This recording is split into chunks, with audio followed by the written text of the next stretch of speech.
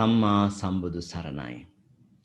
ශ්‍රී බුද්ධ වර්ෂ 1564ක් වූ අදි වප් මාස පුර දසවක නම් තිතිලත් ශනි දින හෙවත් ව්‍යවහාරික වර්ෂ 2020ක් වූ සැප්තැම්බර් මාස 26 වැනි සෙනසුරාදා ශ්‍රී ලංකාවේ වේලාවෙන් පස්වරු 7 උදා වූ මේ මොහොතේදී ලෝකය පුරා විසිරී සිටින ඔබ අප සෑම සියලු දෙනාම Zoom යෙදවුම ඔස්සේ අන්තර්ජාලය හරහා සජීවීව මේ සම්බන්ධ වී සිටිනුයේ පෞරාණික තේරවාදය ත්‍රිපිටක අධ්‍යයන වැඩසටහනෙහි අභිධර්මය 19 වැනි පාඩම සමගයි. පෞරාණික තේරවාදය ත්‍රිපිටක අධ්‍යයන වැඩසටහනෙහි 19 වැනි අභිධර්ම හා පාලි භාෂා පුහුණුවට සම්බන්ධ වන සත්පුරුෂ හිතවතුනි. පසුගිය අභිධර්ම පාඩම් 18 පුරාවටම අපි කාමාවචර සිත් සිව්පනස පිළිබඳවත්, රූපාවචර සිත් පිළිබඳවත්, එවැගේම අරූපාවචර සිත් අතරින් අරූපාවචර කුසල් සිත් පිළිබඳව දැන කියා ගන්නට යෙදුණා. ඉතින් අද දවසේ අපිට ඉගෙන ගන්නට තිබෙන්නේ අරූපාවචර කුසල් සිත්වලට යෙදෙන විපාක සිතුත්, ඒ වගේම රහතන් වහන්සේලාට මේ අරූපාවචර ධ්‍යාන වැඩිීමේදී පහළ වෙන ක්‍රියාසිතුත් පිළිබඳවයි. එහෙමනම් ඒ කොටසත් සාකච්ඡා කිරීමෙන් අපි කාමාවචර සිත් වගේම අද දවසේ මහග්ගත සිත් කාණ්ඩයත් අවසන් කරන්නටයි මේ බලාපොරොත්තු වෙන්නේ. ඒ නිසාවෙන් එහෙමනම් මේ වටිනා පාඩමට සහසම්බන්ධ වෙන්න බලාපොරොත්තු වෙන ඔබ සෑම සියලු දෙනාම අපි බොහෝමත්ම ගෞරවයෙන් මේ අභිධර්ම ධම්සභා මණ්ඩපයට පිළිගන්නට කැමැතියි. අද දිනේ මේ උතුම් වැඩසටහනට මාර්ගෝපදේශකත්වයේ සපයන අපගේ ගෞරවනීය ආචාර්යයන් වහන්සේ මහනුවර අම්පිටිය උඩගම චිත්ත විවේකාශ්‍රමාධිපති නම කියනට අවසරයි පූජනීය විනයාචාර්ය ගලේවෙල ඥානදස්සන ස්වාමීන්ද්‍රයාණන් වහන්සේයි. අපගේ ගෞරවනීය ආරාධනය බොහෝමත්ම කාරුණිකව පිළිගෙන ගම්බීර වූ අභිධර්මාර්ථය අපට වටහා ගත හැකි අයුරින් විස්තර කර දෙමින් ඒ පරම ගම්බීර වූ ශ්‍රී සද්ධර්මය ජීවිතවල සැනසීම පිණිසම අපට අවබෝධ කරවීමේලා කැපවන්නා වූ අපගේ ගුරු දේවෝත්තම ගෞරවනීය ස්වාමීන්ද්‍රයාණන් වහන්සේව පාදාභිවන්දනීයව මේ උතුම් ධම්සභා මණ්ඩපයට පිළිගන්නට සියලු දෙනාම මාත් සමගම එක්ව ගෞරවනීය ස්වාමීන් වහන්සේ වන්දනා කරමු. අවසරයි ස්වාමීනි. ඕකාස වන්දාමි බන්තේ ඕකාස ద్వාරත්තේන කතං සබ්බං අච්චයං කමතමේ බන්තේ කමාමි කමිතබ්බ සාදු කාස කමාමි බන්තේ සුඛී හෝතු නිබ්බාන පච්චේ හෝතු සබ්බ දුක්ඛා පමුංචතු. ගෞරවනීය ස්වාමීන් වහන්ස අද දවසේ මේ පෞරාණික තේරවාදය ත්‍රිපිටක අධ්‍යයන වැඩසටහන තුලින් අභිධර්මයේ ඉගෙන කියා ගන්නට බොහෝම පිරිසක් ලෝකේ රටවල් ගණනාවක ඉඳගෙන මේ Zoom යොදවුම හරහා අපිත් එක්ක සහසම්බන්ධ වෙලා සිටිනවා. අද දවසට નિયમિત අරූපාවචර විපාක සිත් සහ ක්‍රියාසිත පිළිබඳ පාඩම අපට කියා දෙන්නට කියලා අපි බොහොම ගෞරවයෙන් ඔබ වහන්සේට පාදාභිවන්දනීයව ආරාධනා කර සිටිනවා. අවසරයි. හොඳයි අපි කවුරුත් නමස්කාර පාඨය කියමු. නමෝ තස්ස භගවතෝ අරහතෝ සම්මා සම්බුද්දස්ස නමෝ තස්ස භගවතෝ අරහතෝ සම්මා සම්බුද්දස්ස නමෝ තස්ස භගවතෝ අරහතෝ සම්මා සම්බුද්දස්ස. සෑම සියලු දෙනාටම තෙරුවන් සරණයි. අපි ගිය වාරයේදී අරූපාවචර කුසල් සිත් සම්බන්ධයෙන් ඉගෙන ගත්තා. ඒ 15 වෙනි පාඩමට අදාළ ප්‍රශ්න කිහිපයක් තියෙනවා සාකච්ඡා කරන්න. තමන් එළියලා තියෙන පිළිතුරු ටික ළඟට ගන්න අපි බලමු. පළවෙනි ප්‍රශ්නය. හොඳයි, පළවෙනි ප්‍රශ්නය අරූපාවචර චිත්තයයි කියනුවේ කෙබඳු සිතකටද?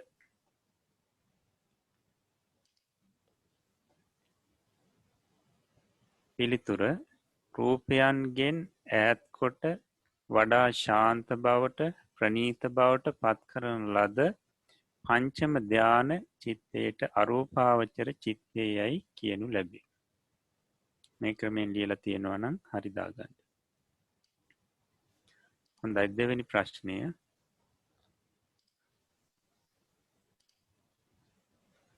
අරූපාවචර චිත්තය ප්‍රභේදයට පැමිණෙන්නේ කුමකින්ද? පිළිතුර අරූපාවචර සිත ප්‍රභේදයට පැමිණෙන්නේ ආරම්මණයන්ගේ වශයෙනි. හොඳයි ඊළඟට තුන්වෙනි ප්‍රශ්නය. අරූපාවචර සිත් හතරේ අරමුණු කවරේද? බලමු. පළවෙනි අරූපාවචර කුසල් සිත ආකාසා නංචායතනෙ. එතකොට ආකාසා නංචායතන සිතේ අරමුණ අනන්ත ආකාශයයි. ඊළඟට දෙවැනි සිත විඤ්ඤාණංචායතනෙ. විඤ්ඤාණංචායතන සිතේ අරමුණ ආකාසා නංචායතන ධ්‍යාන සිතයි. ඊළඟට ආකින්චඤ්ඤායතන සිතේ අරමුණ ආකාසා නංචායතන ධ්‍යාන සිතේ නැති බවයි. ඊළඟට නේව සංඥා නාසඤ්ඤායතන සිතේ අරමුණ ආකින්චඤ්ඤායතන ධ්‍යාන සිතයි. මේ ක්‍රමයෙන් ලියලා තියෙනවා නම් හරි දාගන්න. මෙන්න මේක හොඳට මතක තියාගන්න ඕනි පිළිතුරක්. ඒ අරූපාවචර සිත්වල අරමුණ. හොඳයි.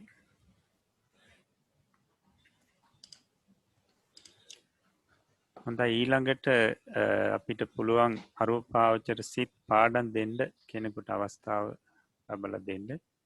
කවුරු හරි ඉක්මනින් ඉදිරිපත් වෙලා පාඩම් දෙන්න. ශ්‍රීනිකා කුලරත්න මහත්මිය සූදානම්ින් ඉන්නවා පාඩම් දෙන්න. අවසරයි ස්වාමීනි. පළමුවෙනි විපාක කුසල් සිත් ආකාසා නංචායතන කුසල් සිත විඤ්ඤා නංචායතන කුසල් සිත ආකින්ඥා නංචායතන කුසල් සිත නේව සංඥා ඥා සංඥා කුසල් සිත ආකාසා නංචායතන විපාක සිත විඤ්ඤා නංචායතන විපාක සිත ආකින්ඥා නංචායතන විපාක සිත නේව සංඥා ඥායතන විපාක සිත ආකින්චා නංචායතන විපාක සිත නේව සංඥා ඥා සංඥා විපාක සිත ආකාසා නංචායතන ක්‍රියාසිත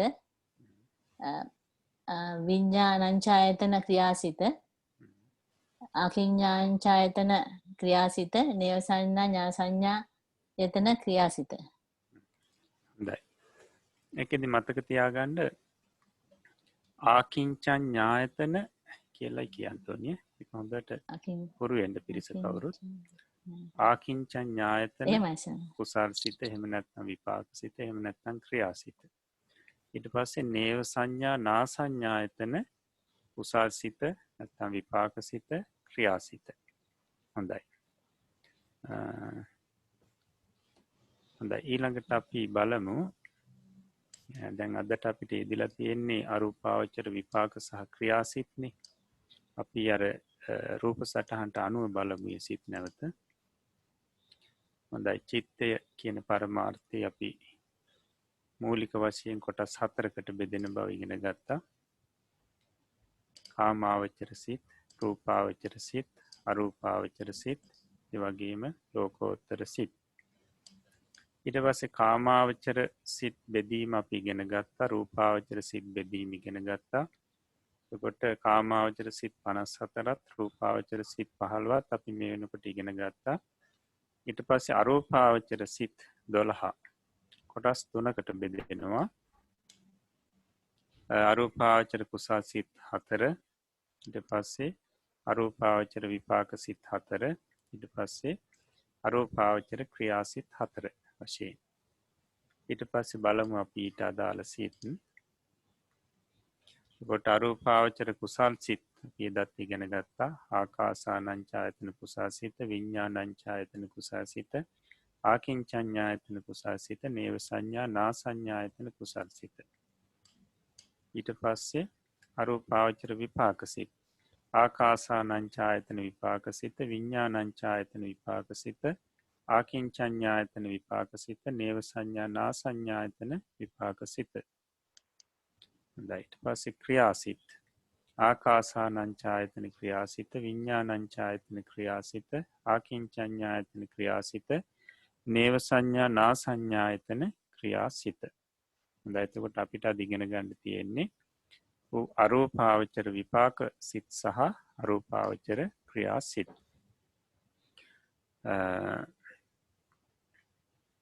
හොඳයි. එහෙමනම් පාඩම කියන්න.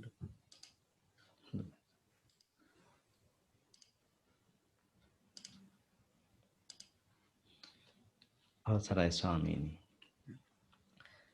අරූපාවචර විපාක හා ක්‍රියා සිත්. අරූප ධානලාභී පුජ්‍යලයා මරණින් මතු ඒ කුශලයේ බලයෙන් අරූප ලෝකෙහි උපදින්නේය.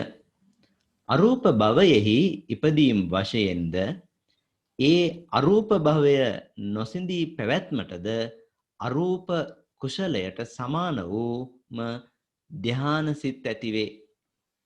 ඒවා අරූපාවචර විපාකයෝය. ආකාසානංචායතන විපාකසිතය, විඤ්ඤාණංචායතන විපාකසිතය, ආකින්චඤ්ඤායතන විපාකසිතය, නේව සංඥා නා සංඥායතන විපාකසිතය කියා අරූපාවචර විපාක සිද්ද 4කි. කාම රූප ලෝක දෙකෙහි සත්වයන්ගේ විඤ්ඤාණය පවතින්නේ රූප කය ඇසුරු කරගෙනය. රූප කයක් නැතිව පැවතීමට ඒවාට ශක්තියක් නැත. අරූපාවචර විපාක වනාහි රූපයෙන් තොරව පැවතිය හැකිවන පරිදි දියුණු වූ ඒවාය. එබැවින් අරූප ප්‍රතිසන්දි චිත්තය සමග රූප කයක් ඇති නොවේ. විඤ්ඤාණයෙන් ඔවුහු දීර්ඝ කාලයක් ජීවත් වෙති. කාම සත්වයනට රූප කයක් පරිහරණය කිරීම නිසා ඉමක් කොනක් නැති තරමට දුක් විඳින්නට සිදුවේ. අරූපී සත්වයාට ඒ එකක කුදු නැත. නිවන් සැපයට බොහෝ දුරට සමාන සැපයක් අරූපී සත්වයනට ඇත්තේය. කාම සත්වයනට ඇත්තේ පිටස්තර දේවලින් ඉන්ද්‍රිය පිනවාගෙන ලබන සැපයකි. අරූපී සත්වයන්ගේ සැපයට පිටතින් කිසිවක් උවමනා නැත. කාම සත්වයන්ගේ ආත්ම භාවය බතක් වැනිය. තවත් දේ එකතු කර නොගතහොත් එහි රසයක් නැත. අරූපී ආත්ම භාවය කේක් කැබැල්ලක් වැනිය. ඒ රසවත් කිරීමට තවත් දෙයක් එකතු කරන්නට ඕනෑ නැත. අරූපී සත්වයාගේ ඒ ජීවිතයම ඔහුට සුවයකි. අනාගාමී අරහත් පුජ්‍යලයන්ට පමණක් අයිති නිරෝධ සමාපatti නම් වූ සමවතක් ඇත්තේය. එය සිතින් තොරව විසීමකි. එයට සමවැදිය හැක්කේ රූපාරූප ධ්‍යාන සියල්ලම ලබා ඇති අනාගාමීන්ට හා රහතුන්ටය. නිරෝධ සමාපත්තියට සමවැදිය හැකි වීමට රහත් හුද අරූප ධ්‍යාන උපදවති. රහතුන් විසින් උපදවන විපාක දාන ශක්තිය නැත්තා වූ අරූප ධ්‍යාන සිත් අරූපාවචර ක්‍රියාසිත්‍ය. ආකාසානංචායතන ක්‍රියාසිත යනාදී වශයෙන් අරූපාවචර ක්‍රියාසිද්ද 4කි.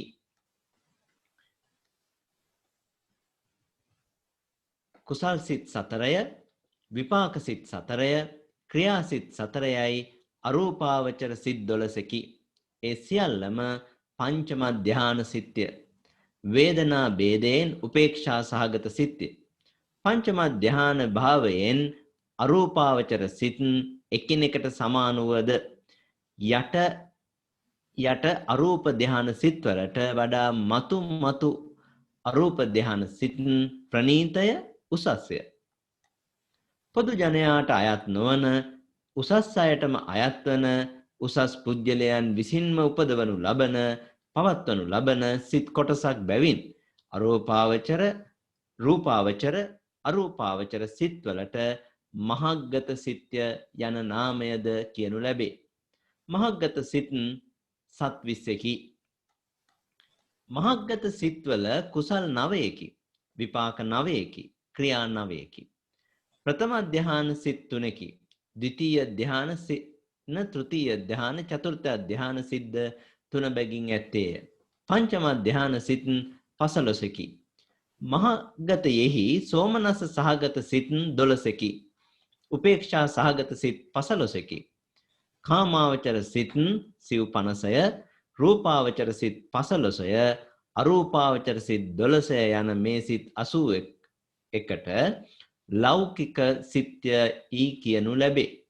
ලෞකික කුසල් සිත් 17, ලෞකික විපාක සිත් 32කි.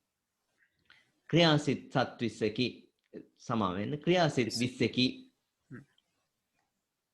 ලෞකික සිත් 180හි සෝමනස්ස සහගත සිත් 31කි. උපේක්ෂා සහගත සිත් 47කි. සෝමනස්ස සහගත සිත් 3කි. මේ ගණන කියන ලද්දේ සුඛ සහගත කාය විඥානය සෝමනස්ස වලටත් දුක්ඛ සහගත කාය විඥානය දෝමනස්ස වලටත් ඇතුළු කොටය. හොඳයි.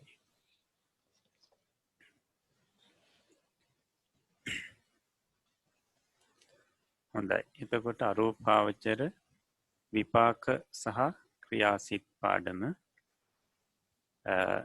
මේ පාඩමේ පැහැදිලි කරනවා මේ අරූප ධ්‍යාන ලාභියෙක් ඒ ධ්‍යානයෙන් නොපිරිහි හිටියොත් يعني මරණයට පත් වෙනකොට ඒ කාලෙ වෙනකොටත් ඒ ධ්‍යානයෙන් නොපිරිහි හිටියොත් මරණින් මත්තේ ගිහින් අරූපාවචර බ්‍රහ්ම ලෝකෙ උපදිනවා.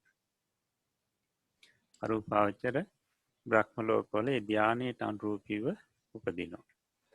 ඒකයි මේකේ දක්වන්නේ අරූප ධ්‍යානලාභී පුජ්‍යලයා මරණින් මතු ඒ කුසලයේ බලයෙන් අරූප ලෝකෙ උපදින්නේ කියලා. අරූප භවෙහි ඉපදීම වශයෙන් ඒ අරූප භවයේ නොසිඳී පැවැත්මටද අරූප කුසලයට සමානවම ධ්‍යාන සිතක් ඇතිවේ. එතකොට දැන් අරූප ධ්‍යාන උපදෝප කෙනාට දැන් අපි හිතමු ආකාසානංචායතන අරූප ධ්‍යාන ඉපදෝපු කෙනා මරණයෙන් මත්තේ ආකාසානංචායතන කියන අරූපාවචර බ්‍රහ්ම ලෝකයේ උපදින්නේ. මේ නමින්ම බ්‍රහ්ම ලෝක තියෙනවා. ඒවට අපි කියන්නේ අරූපාවචර බ්‍රහ්ම ලෝක කියලා. දැන් ආකාසානංචායතන අරූප බ්‍රහ්ම ලෝකේ. ඊළඟට විඤ්ඤාණංචායතන අරූප බ්‍රහ්ම ලෝකේ. ඊළඟට ආකින්චඤ්ඤායතන අරූප බ්‍රහ්ම ලෝකේ. ඊළඟට නේව සංඥා නා සංඥායතන අරූප බ්‍රහ්ම ලෝකේ කියලා බ්‍රහ්ම ලෝක 4ක් තියෙනවා. එතකොට ආකාසානංචායතන කියන අරූප ධ්‍යානෙ උපදවාගත්තු කෙනා මරණින් මත්තේ ආකාසානංචායතන අරූප බ්‍රහ්ම ලෝකේ උපදිනවා.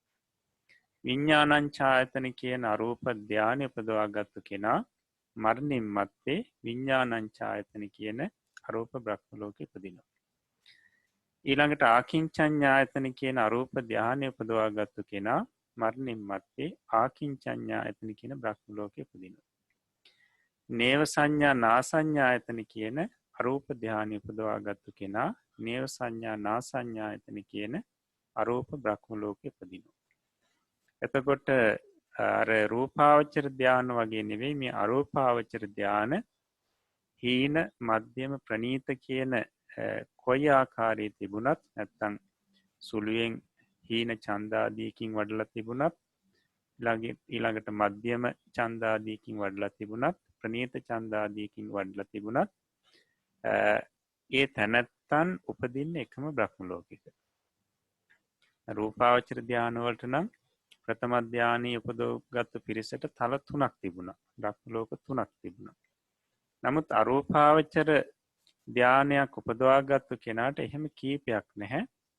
එකම බ්‍රහ්ම ලෝකයයි තියෙන්නේ එක ධ්‍යානයකට. එතකොට ඒ ක්‍රමයෙන් ධ්‍යාන හතරට ඒ නමින්ම බ්‍රහ්ම ලෝක හතරක් තියෙනවා. එතකොට ඒ බ්‍රහ්ම ලෝකවල උපදිනවා.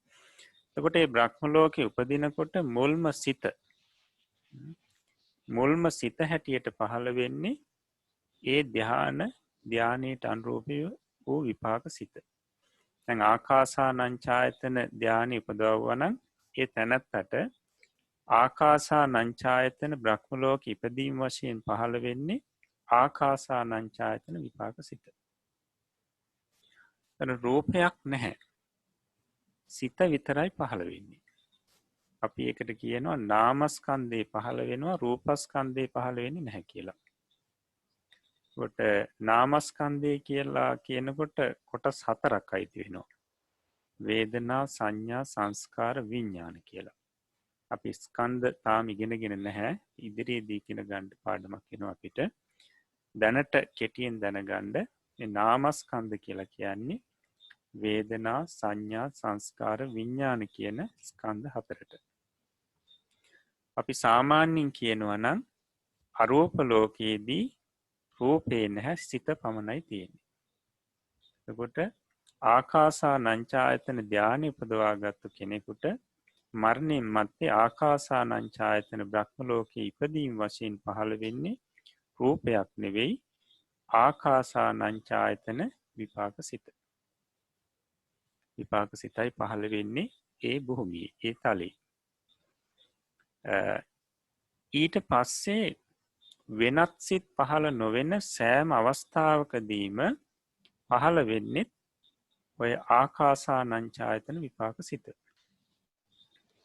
අරූප ලෝකයේදී පහළ වෙන්න පුළුවන් කුසල් සිත් කාමාවචර කුසල් සිත් පහළ වෙන්න පුළුවන්. මේ විදිහට මේ සිත් පහළ වෙන්න පුළුවන්. මෙන්න මේ සිත් නැති සෑම අවස්ථාවකදීම පහළ වෙන්නේ ආකාසානංචායතන විපාක සිත. පළවෙනි තලයේදී. දැන් රූපේ නැති නිසා දැන් ඇස කන නාසය දිව ආදී මේ කිසිම අවයවයක් නැහැ. රූපේ සම්පූර්ණයෙන්ම නැහැ. එතකොට ඒ නිසා මේ අරූපාවචර බ්‍රහ්මයන්ට චක්කු විඤ්ඤාණ සිත් දෙක, සෝත විඤ්ඤාණ සිත් දෙක, ගහන විඤ්ඤාණ සිත් දෙක, ජීවහා විඤ්ඤාණ සිත් දෙක, කාය විඤ්ඤාණ සිත් දෙක මේවා පහළ වෙන්නේ නැහැ. තවත් සිත් කොටසක් තියෙනවා පහළ නොවෙන. අපි ඒවා ඉදිරියේදී පැහැදිලි කරලා දෙනවා. මේ විදිහට රූපය මේ ඇස කන නාසාදිය සම්බන්ධයෙන් පහළ වෙන සිත් එහෙදි පහළ වෙන්නෙම නැහැ. ඊට හේතුව මේ රූපයක් නැති නිසා. රූපයක් නැති නිසා. නමුත් කාමාවචර කුසල් සිත් ඊට පස්සේ ලෝභ මූල සිත්, මෝහ මූල සිත් මේවා පහළ වෙන්න පුළුවන්.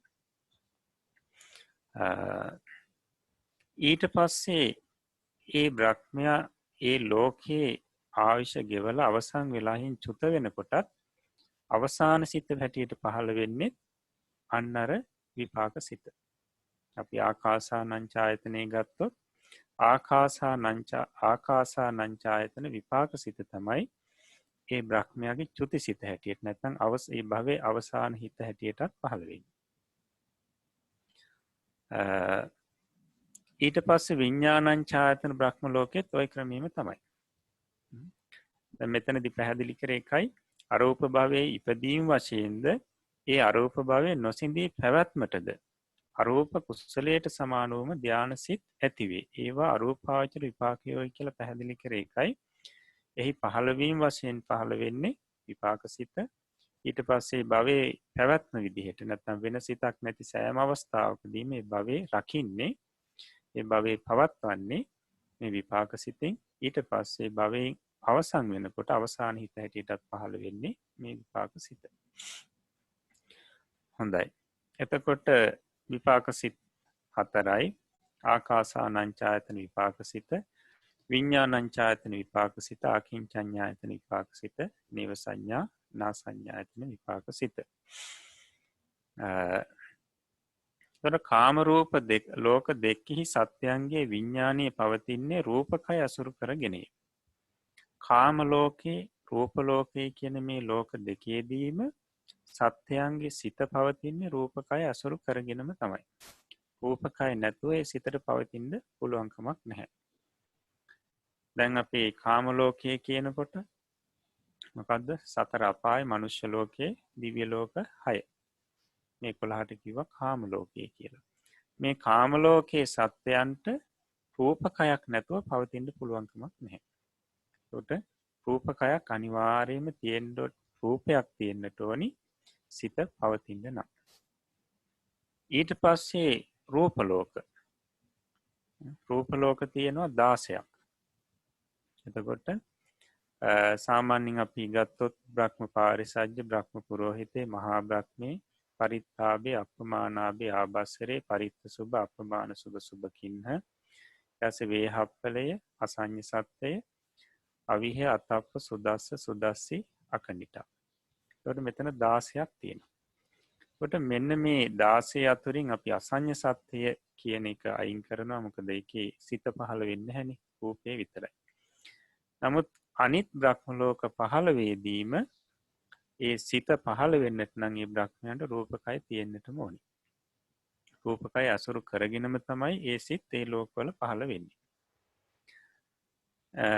නමුත් දැන් මේ අරූපාවචර බ්‍රහ්ම ලෝකවලදී ඒ සිතට රූපකයක් අවශ්‍ය නැහැ. නැත්නම් රූපයක් අවශ්‍ය නැහැ ඒ සිත පවතින්න. අරූපාවචර විපාක වනාහි රූපයෙන් තොරව පැවතිය හැකිවන පරිදි දියුණු වූ ඒවාය. අන්න එතකොට අරූපාවචර විපාක සිත් කියලා කියන්නේ රූපයක් නැතුව පවතින්න පුළුවන් ආකාරයට දියුණු වූ සිත්. ඒ නිසා රූපයක් සියුම් වශයෙන්වත් රූපයක් අවශ්‍ය නැහැ. සියුම් වශයෙන්වත් රූපයක් අවශ්‍ය වෙන්නේ නැහැ. එබැවින් අරූප ප්‍රතිසන්දි චිත්තයේ සමග රූපකයක් ඇති නොවේ. අරූප ප්‍රතිසන්දි සිතත් එක්කම රූපකයක් ඇති වෙන්නේ නැහැ. නමුත් කාම ලෝක රූප ලෝක දෙකේදීම ප්‍රතිසන්දි සිත සමග අනිවාර්යයෙන්ම රූපකයක් ඇති වෙනවා. විඥාණයෙන් ඔවුහු ඊතා දීර්ඝ කාලයක් ජීවත් වෙති. විඥාණයෙන් තමයි අරූප ලෝකේ අරූප සත්‍යයන් ජීවත් වෙන්නේ. දැන් අපි සත්‍යයන් කියනකොට අපිට එකපාරටම අදහස් එන්නේ මේ රූපයක් ඇති දෙයක්. රූපී සත්‍යයක් තමයි අදහස එන්නේ. නමුත් මෙතනදී සත්‍යයා කියලා කිව්වට මේ අර සිත තමයි මේ ලෝකේ පවතින්නේ. නැත්නම් අපි කියනවා නාමස්කන්ධ 4 තමයි මේ බ්‍රහ්මතලේ චුත වෙනකම පවතින්නේ. ඉතින් සාමාන්‍යයෙන් ඔය අරූපාවචර බ්‍රහ්ම ලෝක තියෙන්නේ අර අපි ඔය 31 තලය කියලා කියනවා සක්වලකට 31 තලයක් කියලා. ඔය 31 තලයේ ඉහළම තමයි මේ අරූප බ්‍රහ්ම ලෝක පිහිටලා තියෙන්නේ. දැන් අපි ගත්තොත් මනුෂ්‍ය ලෝකය, ඊට උඩින් චාතුරු මහ රාජිකය දිව්‍ය ලෝකය, ඊට උඩින් තව්තිසාව, ඊට උඩින් යාමේ, ඊට උඩින් තුසිතේ, ඊට උඩින් නිම්මාන රතිය, ඊට උඩින් පරිනිම්මිත වසවර්තිය කියන දිව්‍ය ලෝකය. එතකොට පිළිවෙලින් ඉහළින් ඉහළට තමයි මේවා පිහිටලා තියෙන්නේ. ඊළඟට රූපාවචර බ්‍රහ්ම ලෝක, බ්‍රහ්ම පාරිසජ්ජය, බ්‍රහ්ම පුරෝහිතේ, මහා බ්‍රහ්මී කියන මේ බ්‍රහ්මතල තුන, බ්‍රහ්ම ලෝක තුන එකම තලයක පිහිටලා තියෙනවා කියන එකයි පැහැදිලි කරන්නේ. එකම තලයක. දැන් දිව්‍ය ලෝක තිබුණේ එකින් එකට ඉහළින් ඉහළට. නමුත් මේ තුන තියෙන එකම තලයක. ඊළඟට පරිත්තාබ, අපමානාබ, ආභස්සර කියන බ්‍රහ්ම ලෝක තුන අර මුල් බ්‍රහ්ම ලෝක තුනට ඉහළින් එකම තලයක තියෙනවා. ඊළඟට පරිත්ත සුභ, අපමාන සුභ, සුභකින්හක කියන බ්‍රහ්ම ලෝක තුන අර දෙවෙනි බ්‍රහ්ම තල තුනට ඉහළින් එකම තලයක තියෙනවා. ඈතින් ඈතට එකම තලයක තියෙනවා. ඊළඟට වේහප්පලේ සහ අසඤ්ඤ සත්‍යය කියන බ්‍රහ්ම ලෝක දෙක අර මුලින් සඳහන් කරපු බ්‍රහ්ම ලෝක තුනට ඉහළින් එකම තලයක තියෙනවා. ඊළඟට අපි කියන්නේ සුද්ධාවාස බ්‍රහ්ම ලෝක. කියන්නේ අනාගාමින් වහන්සේලා සහ රහතන් වහන්සේලායි එහි වැඩ ඉන්නේ. එතකොට ඒ බ්‍රහ්ම ලෝක පහ පිළිවෙලින් පිළිවෙලට ඉහළින් ඉහළටයි තියෙන්නේ. අවිහ ඊට පස්සේ ඊට උඩින් අතප්පය ඊට උඩින් සුදස්සය ඊට උඩින් සුදස්සිය ඊටත් උඩින් අකනිටාව.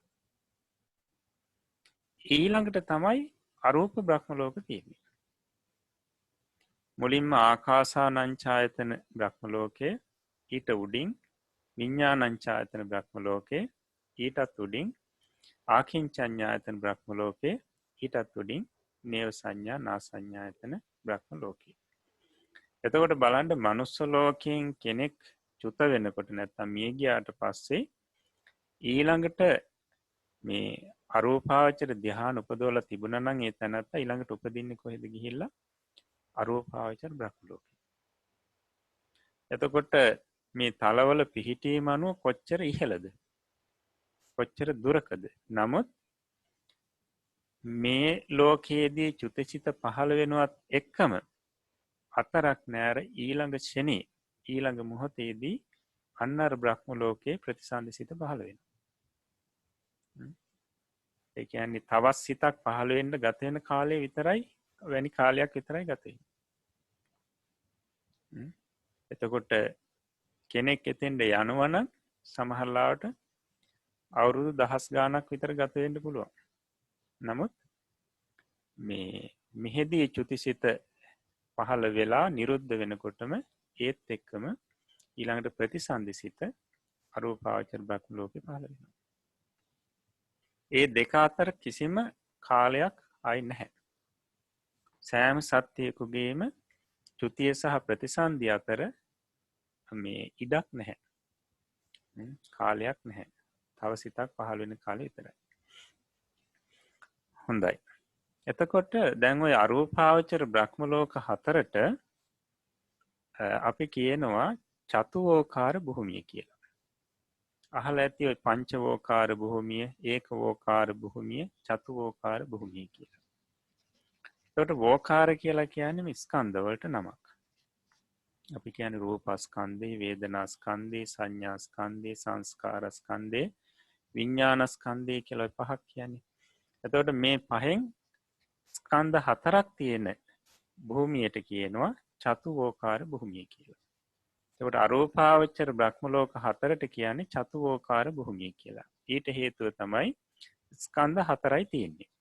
වේදනාස්කන්ධේ, සංඥාස්කන්ධේ, සංස්කාරස්කන්ධේ, විඤ්ඤාණස්කන්ධේ කියන හතර විතරයි එහි තියෙන නිසා ඊට කියනවා චතුවෝකාර භූමිය කියලා. ඊළඟට ඒකවෝකාර භූමිය කියලා කියන්නේ එක ස්කන්ධයක් පමණක් තියෙන භූමියට. මොකද්ද? අසඤ්ඤ සත්ත්වේ. රූපස්කන්ධේ විතරයි තියෙන්නේ. ඒ නිසා අසඤ්ඤ සත්ත්වයට කියනවා ඒකවෝකාර භූමිය කියලා. එතකොට දැන් මේ අරූපාවචර බ්‍රහ්ම ලෝක හතරත් අසඤ්ඤ සත්‍යයත් හැර සෙසු සියලුම භූමිවල ස්කන්ධ පහම තියෙනවා. අන්න ඒ නිසා සෙසු කාම ලෝක, රූප ලෝක ආදියට කියනවා පංචවෝකාර භූමිය කියලා. පංචවෝකාර භූමිය. හොඳයි. එතකොට ඊට පස්සේ මෙතනදී පැහැදිලි කරනවා කාම සත්‍යයන්ට රූපකයක් පරිහරණය කිරීම නිසා ඉමක් කොනක් නැති තරම් දුක් විඳින්නට සිදුවේ කියලා. සාමාන්‍යයෙන් අපි ගත්තාම කාම ලෝකයේ සත්‍යයන්ට අපි මිනිසයන් ගමුකෝ. මේ රූපකයක් පරිහරණය කිරීම තුළ ඉමක් කොනක් නැති දුක් විඳින්න තියෙනවා. නමුත් අපේ අවිද්‍යාව නිසා මේක දුකක් කියලා තේරෙන්නේ නැහැ. දැන් මේක හොඳට තේරෙන අවස්ථාවක් තමයි සමහරු වයසට ගිහිල්ලා ලෙඩ වෙලා ලෙඩ ඇඳේ ඉන්නවා, නැගිට ගන්න බෑ, මල මුත්‍රා ගොඩේ ඉන්නවා. අන්න ඒ අවස්ථාවේ කෙනෙකුට දකිනකොට අදහසක් එනවා බොහෝ දුරට අනේ මේ කයක් තිබ්බේ නැත්නම් මේ කෙනාට. බලන්න ඒ වෙලාවේ කයක් තියෙන නිසා මොන තරම් දුකක් විඳින්න තියෙනවද? එද ආහාර ගණ්ඩත් ඕනි, ඒ අපවිත්‍ර ගොඩේ ඉන්ඩත් ඕනි නේද? මේ විදිහට මේ වගේ අවස්ථාවක් දකිනකොට තමයි ගොඩාක් තේරෙන්නේ මේ රූපකයක් තිබීමේ මහා දුක්ඛ ස්කන්ධය. ඉතින් තව අපේ ජීවිතේ හැම මොහොතක්ම බැලුවොත් රූපකය නිසා මහා දුකක් විඳින්න තියෙනවා. ඉතින් අරූපී සත්‍යයනට ඒ එක දුකකුදු නැත. රූපකයක් පරිහරණය කිරීම තුළ තියෙන එක දුකක්වත් අරූපී සත්‍යයන්ට නෑ. අරූපී සත්‍යයන්ට නැහැ. දැන් බලන්නකො සමහරු අවසාන කාලය ගැන හිතනවා මට සලකන්න කෙනෙක් ඉඳීද නේද? කවුරුත් මට සලකන්නේ නැති වෙයිද? ඔය විදිහට හිත දුක් විඳිනවා. ඇයි එහෙම දුක් විඳින්නේ? රූපකයක් තියෙන නිසා. මට නැගිට ගන්න බැරි වුණොත්, එහා මෙහා යන්න බැරි වුණොත්, මට සලකන්න කෙනෙක් ඉඳීද, බලන්න කෙනෙක් ඉඳීද? මේ විදිහට මේ අදහස් ඇති වෙන්නේ මේ රූපකය දුර්වල වුණාට පස්සේ මට තනියම මගේ වැඩ කරගන්න බෑ. එතකොට කවුරුත් සලකයිද මට? ඔය විදිහට මේ දුක් ඇති වෙන්නේ මේ රූපකය නිසා. හැබැයි අරූපී සත්‍යයන්ට ඒ දුක් නැහැ. අරූපී සත්‍යයන්ට මේ ඒ කියන දුක් ඇත්තේ නැහැ. නිවන් සැපයට බොහෝ දුරට සමාන සැපයක් අරූපී සත්‍යයන්ට ඇත්තේ කියන. අරූපී සත්‍යයන්ට නිවන් සැපයට බොහෝ දුරට සමාන සැපයක් තියෙනවා කියලා පැහැදිලි කරනවා. එතකොට නිවන් සැපේ නෙවෙයි මේ කියන්නේ. කය නැති රූපකය නැති බව නිසාම තියෙන පහසුව ගැනයි සැපේ නිසයි මේ කියන්නේ මෙහෙම. කාම සත්‍යයන්ට ඇත්තේ පිටස්තර දේවල් වලින් ඉන්ද්‍රිය පිනවාගෙන ලබන සැපයකි. අපිට තියෙන සැපය ගත්තහම බාහිර දේවල් තුලින් මේ ඉන්ද්‍රිය පිනවාගෙන ලබන සැපයක්. හොඳ රූප දැකලා සතුටු වෙනවා. හොඳ ශබ්ද අහලා සතුටු වෙනවා. හොඳ ගන්ධයන් ආග්‍රහණය කරලා සතුටු වෙනවා. හොඳ රසයන් විඳලා සතුටු වෙනවා. හොඳ ස්පර්ශයන් විඳලා සතුටු වෙනවා. අන්න ඒ වගේ පිටස්තර දේවල් වලින් ඉන්ද්‍රිය පිනවලා තමයි සැප ලබන්නේ. අරූපී සත්‍යයන්ගේ සැපයට පිටතින් කිසිවක් වුවමනා නැත. අරූපී සත්‍යයන්ගේ සැපයට බාහිරින් කිසිවක් අවශ්‍ය නැහැ. ඒකට උපමාවක් දක්වනවා මේ කාම සත්‍යයන්ගේ සැපේ සහ අරූපී සත්‍යයන්ගේ සැපේ ගැන. කාම සත්‍යයන්ගේ ආත්ම භාවය බතක් වගේ කියලා කියනවා. බතක් නිකන් කන්න බෑ. ව්‍යංජන ඕනි. ඉතින් තවත් දේවල් එකතු කරගන්න ඕනි. එහෙම නැත්නම් රසයක් නැහැ. ඒ වගේ කාම සත්‍යයන්ට බාහිර අරමුණු අවශ්‍යයි සැප ලබන්න. හැබැයි අරූපී සත්‍යයන්ගේ ආත්ම භාවය කේක් කැබැල්ලක් වගේ කියනවා. ඊට ආයි තවත් කිසිවක් එකතු කරන්න අවශ්‍ය නැහැ. ඒ රසවත්. ඒ වගේම අරූපී සත්‍යයන්ගේ ජීවිතය ඔහුට ඒ ජීවිතේම සුවයක් කියලා කියනවා. හොඳයි. එතකොට දැන් අපි මේ කතා කරේ මේ විපාක සිත් සම්බන්ධයෙන්. කියන්නේ අරූපාවචර විපාක සිත් සම්බන්ධයෙන්. එතකොට අරූපාවචර විපාක සිත් පහළ වෙන්නේ නැහැ අරූප ලෝක හතරෙන් හැරෙන්න වෙන කිසිම තැනක. අර අපි මුලින් කියපු විදිහට රූපාවචර විපාක සිතුත් පහළ වෙන්නේ රූපාවචර බ්‍රහ්ම ලෝකේ පමණයි, වෙන කිසිම තැනක පහළ වෙන්නේ නැහැ. අරූපාවචර විපාක සිතුත් පහළ වෙන්නේ අරූපාවචර බ්‍රහ්ම ලෝක හතරේ පමණයි. හොඳයි.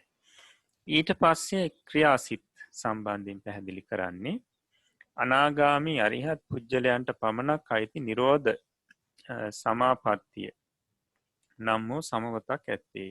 එය සිතින් තොරව විසීමකි. අනාගාමී සහ රහතන් වහන්සේලාට සංවදින්න පුළුවන් සම්වතක් තියෙන එකට කියනවා නිරෝධ සමාපත්තිය කියලා. නිරෝධ සමාපත්තිය. ඒ නිරෝධ සමාපත්තිය කියලා කියන්නේ සිතින් තොරව වාසය කිරීමක්. සිතින් තොරව වාසය කිරීමක්. ඒ අවස්ථාවේදී සිතක් ඇත්තෙම නැහැ. සිතක් ඇත්තෙම නැහැ. හැබැයි ඒ සමවතට සමාපත්තියට සංවදින්න පුළුවන් වෙන්නේ මේ රූප අරූප ධාන උපදවාගත්තු අනාගාමීන් වහන්සේට හෝ රහතන් වහන්සේට පමණයි. අනාගාමී හෝ රහතන් වහන්සේ රූපාවචර ධාන අරූපාවචර ධාන උපදවලා නැත්තම් ඒ නිරෝධ සමාපත්තියට සංවදින්න බෑ.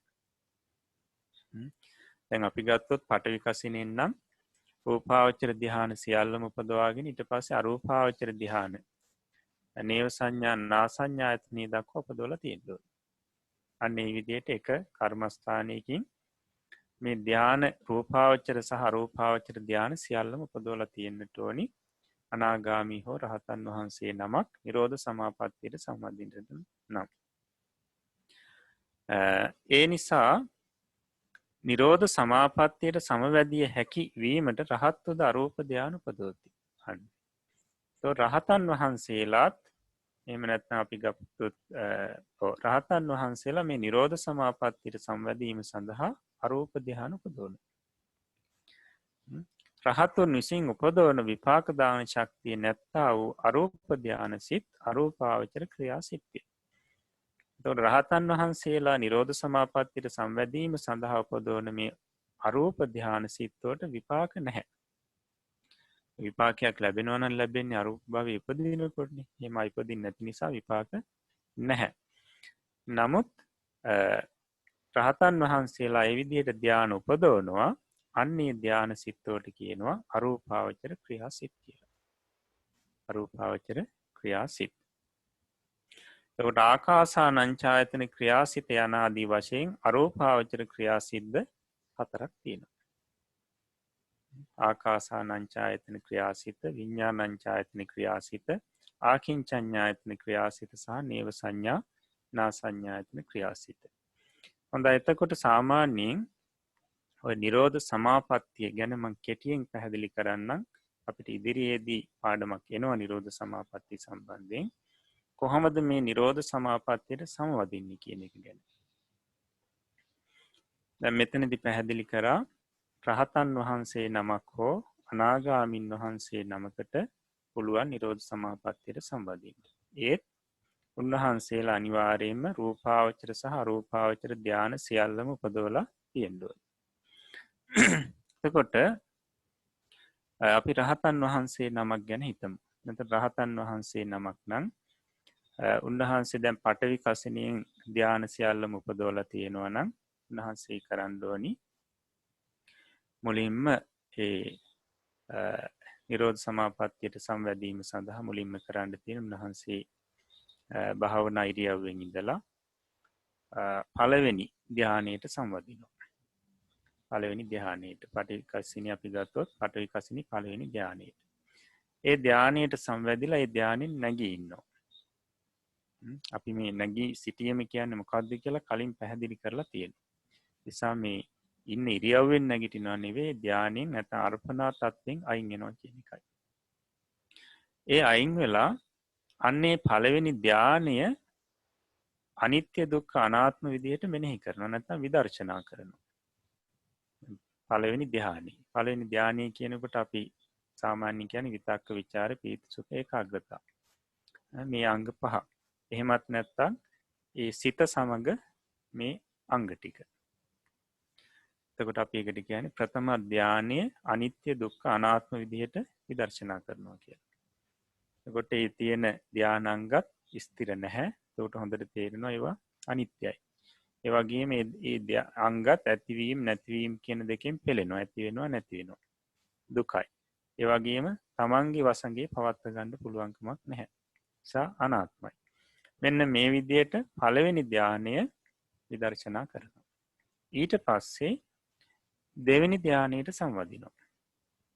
දෙවෙනි ධානයට සම්වැදිලා එයින් නැගී ඉඳලා දෙවෙනි ධානයත් අර විදිහටම විදර්ශනා කරනවා. නැත්නම් අනිත්‍ය දුක්ඛ අනාත්ම විදිහට මෙනෙහි කරනවා. ඊට පස්සේ තුන්වෙනි ධානයට සම්වදිනවා. තුන්වෙනි ධානයට සම්වැදිලා නැගී ඉඳලත් අර විදිහටම තුන්වෙනි ධානයත් අනිත්‍ය දුක්ඛ අනාත්ම විදිහට මෙනෙහි කරනවා. ඊළඟට හතරවෙනි ධානයට සම්වදිනවා. හතරවෙනි ධානයට සම්වැදිලත් එයින් නැගී ඉඳලා අර විදිහටම හතරවෙනි ධානය අනිත්‍ය දුක්ඛ අනාත්ම විදිහට විදර්ශනා කරනවා නැත්නම් මෙනෙහි කරනවා. ඊළඟට පස්වෙනි ධානයට සම්වදිනවා. පස්වෙනි ධානයත් සමවැදිලා වැඩි ඉඳලා නැගී ඉඳලා එයින් ඊට පස්සේ පස්වෙනි ධානයත් අනිත්‍ය දුක්ඛ අනාත්ම විදිහට මෙනෙහි කරනවා. ඊළඟට ආකාසානංචායතන අරූප ධානයට සම්වදිනවා. සම්වැදිලා එයින් නැගී ඉඳලා ඒ ආකාසානංචායතන ධානය අනිත්‍ය දුක්ඛ අනාත්ම විදිහට මෙනෙහි කරනවා නැත්නම් විදර්ශනා කරනවා. ඊට පස්සේ විඤ්ඤාණංචායතන අරූප ධානයට සම්වදිනවා. එයින් නැගී ඉඳලා ඊපස්සේ නැවත විඥානංචායතන අරූප ධානයත් අනිත්‍ය දුක්ඛ අනාත්ම විදියට මෙනෙහි කරනවා. ඊට පස්සේ ආකින්චඤ්ඤායතන අරූප ධානයට සංවදිනවා. ඊට පස්සේ ඒිනුත් නැගී ඉඳලා ආකින්චඤ්ඤායතන අරූප ධානයත් අනිත්‍ය දුක්ඛ අනාත්ම විදිහට විදර්ශනා කරනවා. ඒ විදර්ශනා කරලා ඉවරලා නැවත ආකින්චඤ්ඤායතන අරූප ධානයට ආයි නැවත සංවදිනවා. නැවත සංවදලා නැවත නැගී ඉන්නවා. නැගී ඉඳලා ඊට පස්සේ තියෙනවා පූර්ව කෘත්‍යය කියලා යම් කොටසක් කරන්න. ඒ කියන්නේ නිරෝධ සමාපත්තියට සංවාදින්න කලින් කළ යුතු කටයුත්තක් තියෙනවා, විශේෂ කටයුත්තක්. එතකොට ඒක ආකාර 4යි. පළවෙනි එක තමයි නානාබද්ධ අවිකෝපණය. ඊට පස්සේ දෙවෙනි එක අපි ගත්තොත් සංඝ පතිමානනය. ඊට පස්සේ තුන්වෙනි එක සත්තුපක්ඛෝසනය. ඊළඟට අද්ධාන පරිච්ඡේදය. මෙන්න මේ විදිහට කාරණා 4ක්. දැන් පළවෙනි එක තමයි නානාබද්ධ අවිකෝපණය. ඒ කියන්නේ සාමාන්‍ය නිරෝධ සමාපත්තිය කියන මේ සමාපත්තියට සංවැදුණු රහතන් වහන්සේගේ කයේ හෝ කයට සම්බන්ධව තියෙන කිසිවක් විනාශ වෙන්නේ නැහැ ඒ කාලය තුල. සාමාන්‍යයෙන් මේ නිරෝධ සමාපත්තියට සංවදිනකොට ඉන්න පුළුවන් උපරිම කාලය තමයි දවස් 7ක්. දවස් 7ක් ඉන්න පුළුවන් එක දිගට සිත නැතුව. එතකොට මෙන්න මේ දවස් 7 ඇතුළත මේ සමාපත්තියේ ඉන්න තාක්කල් සාමාන්‍යයෙන් තමන් වහන්සේගේ ශරීරයේ තියෙන සිවුරු හෝ එහෙම නැත්නම් ශරීරයට සම්බන්ධ වෙලා තියෙන ඉඳගෙන ඉන්න ආසනයක් හෝ මේ කිසිවක් කිසිම දෙයකින් විනාශ වෙන්නේ නැහැ. ඒ වෙලාවේ ගින්නක් ඇති වුණත්, ජල ගැල්මක් ඇති වුණත් තමන් වහන්සේ සහ තමන් වහන්සේගේ ශරීරයට සම්බන්ධ වෙලා තියෙන කිසිවක් විනාශ වෙන්නේ නැහැ. මීයකට හෝ එහෙම කන්න පුළුවන් කමක්වත් නැහැ. නමුත් උන්වහන්සේගේට අයිති නමුත් ශරීරය හා සම්බන්ධ වෙලා නැති, බද්ධ වෙලා නැති දේවල් විනාශ වෙන්න පුළුවන්. ගින්නක් ආදියක් ඇති වෙලා විනාශ වෙන්න පුළුවන්. එතකොට ඒ නිසා රහතන් වහන්සේ නැත්නම් මේ සමාපත්තියට සංවාදින්න කලින් උන්වහන්සේ අර තමන්ට අයිති දේවල්, තමන් එක බැඳිලා නැති තමන්ට අයිති දේවල් සම්බන්ධයෙන් අදිෂ්ඨානයක් කරන්න ඕනේ. ඒ කොහොමද? මගේ තියෙන මේ සෙනසුන නැත්නම් මගේ මේ සෙනසුනේ තියෙන දේවල් මේ කාලය තුලදී විනාශ නොවේවා. ඔය විදිහට හිතන්න ඕනේ. එතකොට ඒ විදිහට හිතුවට පස්සේ මේ සමාපatti ඉන්න තාක්කල් නැත්නම් අපි ගත්තොත් දවස් 7ක් යනකම් කිසිම දෙයකින් ඒ කිසිවක් විනාශ වෙන්නේ නැහැ. ජල ගැල්මක්වත්, සුළඟක් ඇවිල්ලවත්, ගින්නක් ඇවිල්ලවත්, නැත්නම් වේයක් කෑමකින්වත්, එහෙම නැත්නම් මීයෝ කෑමකින්වත් විනාශ වෙන්නේ නැහැ. ඉතින් ඒ නිසා මෙන්න මේ පළවෙනි අදිෂ්ඨානය කරන්න ඕනේ. දැන් එහෙම නැත්නම් උන්වහන්සේගේ දේවල් විනාශ වෙන්න පුළුවන්. දැන් මේ මහා නාග කියලා රහතන් වහන්සේ නමක් හිටියා. උන්වහන්සේ තමන්ගේ මව්තුමිය ඉන්න ගමට යනවා.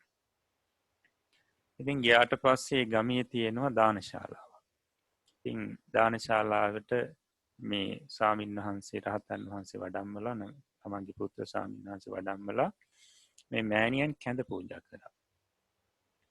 ඊට පස්සේ කැඳ දානේ වළඳලා ඊට පස්සේ ඊළඟට බද්දානේ වැළඳීම සඳහා කාලය තියෙනවා. ඒ නිසා උන්වහන්සේ මේ මොහොතේදී නිරෝධ සමාපත්තියට සංවදිනවා. ඉතින් මේ නිරෝධ සමාපත්තියට සංවැදිලා ඉන්න මොහොතේදී ගින්නක් ඇති වෙනවා මේ දානශාලාවේ. දානශාලාවේ ගින්නක් ඇති වෙනකොට අනිත් හිටපු ස්වාමීන් වහන්සේලා ඉක්මනින්ම බැහැරට යනවා. ඉතින් මේ ස්වාමීන් වහන්සේ එහෙමම ඉන්නවා. ඉතින් මිනිස්සු හිතුවා මේ ස්වාමීන් වහන්සේ හරි කම්මැලි කෙනෙක් කියලා. ගින්නක් වෙලාවකවත් එළියට යන්නේ නැහැ. ඉතින් අවසානයේ වටේටම ගිනි ගත්ත ස්වාමීන් වහන්සේ එළියට ගන්න බෑ, වටේටම ගින්දර. ඊට පස්සේ මිනිස්සු මොකද කරේ? වතුර ගහලා ටික වෙලාවක් ගියාට පස්සේ මේ ගින්න කොහොම හරි මැඩ පවත්ත ගත්තා. ගිහිල් ඒ ගින්න නිවාගත්තට පස්සේ වැටලා තිබුණු දේවල් අයින් කරගෙන යනකොට ස්වාමීන් වහන්සේ අර විදියටම ඉන්නවා. ආසනීයවත් සිවුරවත් උන්වහන්සේගේ ශරීරයට සම්බන්ධ වෙලා තිබුණු කිසිවක් පිච්චිලා නැහැ. ඉතින් මිනිස්සු ඊට පස්සේ බොහෝම පැහැදිලා අතන ඒ ළඟ තිබුණු අර පිච්චිලා තිබුණු දේවල් සියල්ලම අයින් කරලා හොඳට අතුපතු ගාලා මල් තියලා වන්දනා කරගෙන ඉන්නවා දැන්. ඉතින් ස්වාමීන් වහන්සේ අර નિયમિત වෙලාවෙන් පස්සේ නැගිටිනකොට බලනකොටම වටේටම පිරිසක් පිරීලා. ඉතින් ඒ වෙලාවෙම ස්වාමීන් වහන්සේ කල්පනා කරා අනේ මගේ ගුණේ මේ පිරිස දැනගත්තා කියලා බොහෝම සංවේගයටපත් වෙලා ඒ මොහොතේදීම අහසට මැන්න ගිලා පුවඟු කියන දිවයිනට වැඩම කරා කියලා සඳහන් වෙනවා. නැවත මේ පිරිස ළඟට කියන්නේ පිරිසට එන්න බැරි දිවයිනකට ගියා කියලා කියනවා. ඉතින් උන්වහන්සේ සම්වදිනකොට සම්වදින්න කලින් අර විදිහට අර මේ තමන්ගේ ශරීරයට බද්ධ නොවිලා තියෙන දේවල් ගැන රැකෙන්න කියලා අදිෂ්ඨානයක් කරලා නැහැ. ඒ නිසා ඒවා විනාශ වුණා. හොඳයි ඊට පස්සේ තියෙන්නේ අපි කිව්වේ සංඝ පතිමානනය. සංඝයා වහන්සේට ගරු කිරීම. ඒ කියන්නේ දැන් සාමාන්‍යයෙන් සාමින් වහන්සේලා විනය කර්ම කරනවා. සාමින් වහන්සේලා විනය කර්ම කරනවා කියලා කියන්නේ දැන් අපි ගත්තොත් උපසම්පදාව කියලා කියන්නේ එක්තරා විනය කර්මයක්. කියන්නේ උපසම්පදා වෙන්න ඉන්න සාමණේරයන් වහන්සේ සීමාවක් කියලා වෙනම තැනක් තියෙනවා. එතෙන්ට ගෙන්නලා සාමින් වහන්සේලා තමන් වහන්සේලාගේ කියන්නේ ඈතින් ඉන්න නැතුව ළඟ ඉඳගෙන ඊට පස්සේ පාලි වාක්‍යයක් බුදුරජාණන් වහන්සේ දේශනා කරපු පාලි වාක්‍යයක් කියනවා. අර සාමණේර ස්වාමීන් වහන්සේ ඉස්සරහ තියාගෙන. ඒ වාක්‍යය කියලා ඉවර වෙනකොටම අර සාමණේර ස්වාමීන් වහන්සේ උපසම්පදා බවට පත් වෙනවා. උපසම්පදා ස්වාමීන් වහන්සේ නමක් බවට පත් වෙනවා. ඒ පත් වෙන්නේ මේ සංඝයා වහන්සේලා ඒකරාශී වෙලා එක අදහසක් ඇති කරගෙන අර වාක්‍ය කීම තුල. බුදුරජාණන් වහන්සේ දේශනා කරපු වාක්‍ය කියන අපි ඒකට කියනවා කර්ම වාක්‍ය කියලා. පාලි වාක්‍යයක් ඒක. එතකොට දැන් මේකට අපි කියනවා විනය කර්මයක් කියලා. විනය කර්මය බුදුරජාණන් වහන්සේ දේශනා කරපු විනය කර්මයක්. මෙන්න මේ විදිහේ විනය කර්ම තියෙනවා. එතකොට මේ වගේ විනය කර්මයක් කරනකොට ඒ එක ස්ථානයක් තියෙනවා නම් ස්ථානයේ ඉන්න සියලුම උපසම්පදා ස්වාමීන් වහන්සේලා එක තැනකට එන්න ඕනේ. සීමාවක් කියලා වෙනම හදාගත්තු තැනක් තියෙනවා. අන්න එතෙන්ට එන්න ඕනේ. එතකොට එක උපසම්පදා ස්වාමීන් වහන්සේ නමක් හෝ එතෙන්ට ආවි නැත්නම් වෙන තැනක හිටියොත් අර කර්මේ කරන්න බෑ. විනය කර්ම කරන්න බෑ. කරාට දැන් උපසම්පදා කර්ම වාක්‍ය උනත් කිව්වට අර උපසම්පදාව පිළිහිටන්නේ නැහැ. සාමණේර ස්වාමීන් වහන්සේ උපසම්පදා වෙන්නේ නැහැ. මොකද අර උපසම්පදා ස්වාමීන් වහන්සේ අනිවාර්යයෙන්ම අර ස්වාමීන් වහන්සේලා ළඟට එන්න ඕනේ. එතකොට දැන් සාමාන්‍යයෙන් නිරෝධ සමාපත්තියකට දවස් 7කට රහතන් වහන්සේ නමක් හෝ අනාගාමින් වහන්සේ නමක් සමවැදුනොත් මේ දවස් 7 ඇතුළතදී විනය කර්මයක් තිබුණොත් මොකද වෙන්නේ? විනය කර්මයක් කරගන්න බැරි වෙනවා. මොකද ඒ ස්වාමීන් වහන්සේට දවස් 7ක් යනකම් සිත නැති සමාපත්තියක ඉන්නේ. එතකොට ගෙන්න ගන්න බැරි වෙනවා. ඉතින් එතකොට ඒ ස්වාමීන් වහන්සේ එහෙමනම් නැගිටනකම් ඉන්න වෙනවා. ඉතින් මෙන්න මේ නිසා නිරෝධ සමාපත්තියට සම්වදින ඒ ස්වාමීන් වහන්සේලා ඊට කලින් බලන්න ඕනි මේ දවස් 7 ඇතුළත විනය කර්මයක් මේ ස්ථානේ කෙරෙනවද? කෙරෙන්න තියෙනවද කියලා. අන්න එහෙම බලලා මේ ඊට පස්සේ විනය කර්මයක් කෙරෙන්න තියෙනවා නම් විනය කර්මයක් කෙරෙන්න තියෙනවා නම් දැන් විනය කර්මයක් කෙරෙනවද කියලා බැලුවේ නැතත් උන්වහන්සේ අදිෂ්ඨානයක් ඇති කරගන්නවා සංඝයාට ගරු කිරීම වශයෙන් යම් මොහොතකදී සංඝයා එකතු වෙලා විනය කර්මයක් කරන්නට කියලා තීරණය කරගත්තොත් ඒ වෙලාවේදී මං කැඳවන්න භික්ෂුවක් මගේ ළඟට එවන්න කලින් මම මේ සමාපත්තියෙන් නැගිටින්නේ මී කියලා අදිෂ්ඨානයක් කරනවා. අදිෂ්ඨානයක් කරගන්න ඕනේ. එතකොට යම් වෙලාවක ස්වාමින් වහන්සේලා එකතු වෙලා දැන් අපි විනය කර්මයක් කරන්න යන්නේ කියලා තීරණයකට එළඹෙනකොටම අන්නර සිත නැති සමාපත්තියක නැත්නම් නිරෝධ සමාපත්තියක ඉන්න ස්වාමින් වහන්සේත් ඉබේ මේ සමාපත්තිය නැගී ඉන්නවා. අර අදිෂ්ඨානිය නිසා. ඒ නිසා තමයි සංඝ පතිමානනී කියන ඒ දෙවෙනි ආකාරයෙන් පැහැදිලි කරේ නිරෝධ සමාපත්තියට සම්බන්ධින්න කලින් අර විදිහ අදිෂ්ඨානයක් කරගන්න. එතකොට දැන් එහෙම අදිෂ්ඨානයක් කරන්නේ නැතුව උන්වහන්සේ මේ සමාපත්තියට සම්වැදුනොත් මොකද වෙන්නේ? සංඝයා එකතු වෙලා ඔන්න විනය කර්මය කරන්න යනවා. දැන් බලනවා අසවල් ස්වාමින්වහන්සේ නැහැනි.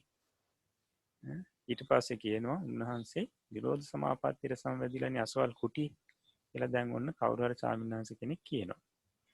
අන්න ඒ වෙලාවේදී සංඝයා වහන්සේලා කියනවා එහෙමනම් ඔබ වහන්සේ යන්න සංඝයාගේ වචනයෙන් උන්වහන්සේ කැඳවන්න කියනවා. එන්න කියන්නේ. ඒ වෙලාවේදී අර මේ බාරගත්තු ස්වාමින්වහන්සේ කන්දර සංඝයා විසින් ස්වාමින්වහන්සේ නමකට කියනවනේ උන්වහන්සේ ගිහිල්ලා අර නිරෝධ සමාපත්තියට සම්වැදිලා ඉන්න ස්වාමින්වහන්සේට වචනයක් කියනකොට ඇහෙන ප්‍රදේශයේ ඉඳලා අපි ඒකට කියනවා ශ්‍රවණ උපචාරය කියලා. එතන ඉඳලා ස්වාමීනි ඔබ වහන්සේට සංඝයා නැත්නම් ඔබ වහන්සේව සංඝයා කැඳවනවා කියන වචනේ කියනකොටම අර ස්වාමින්වහන්සේ ඉබේම සමාපත්තියෙන් නැගී ඉන්නවා කියලා කියනවා. ඒකට කියනවා සංඝ ආඥාව කියලා. සංඝයාගේ ආඥාව.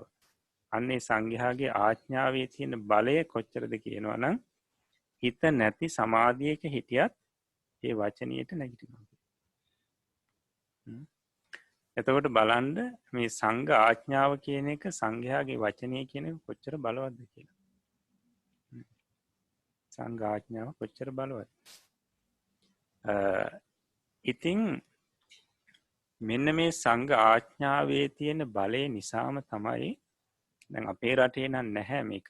දැන් වෙනත් රටවල් වල මම දැකලා තියෙනවා ස්වාමින්වහන්සේලා දැන් කවුරු හරි ස්වාමින්වහන්සේ නමකට අමනුෂ්‍යයෙක්ගෙන් කරදරයක් තියෙනවා නම් අමනුෂ්‍යයෙක් ආවේශ වෙලා හෝ තියෙනවා නම් ඒ ස්වාමින්වහන්සේලා සකස් කරගෙන තියෙනවා කර්ම වාක්‍යයක්.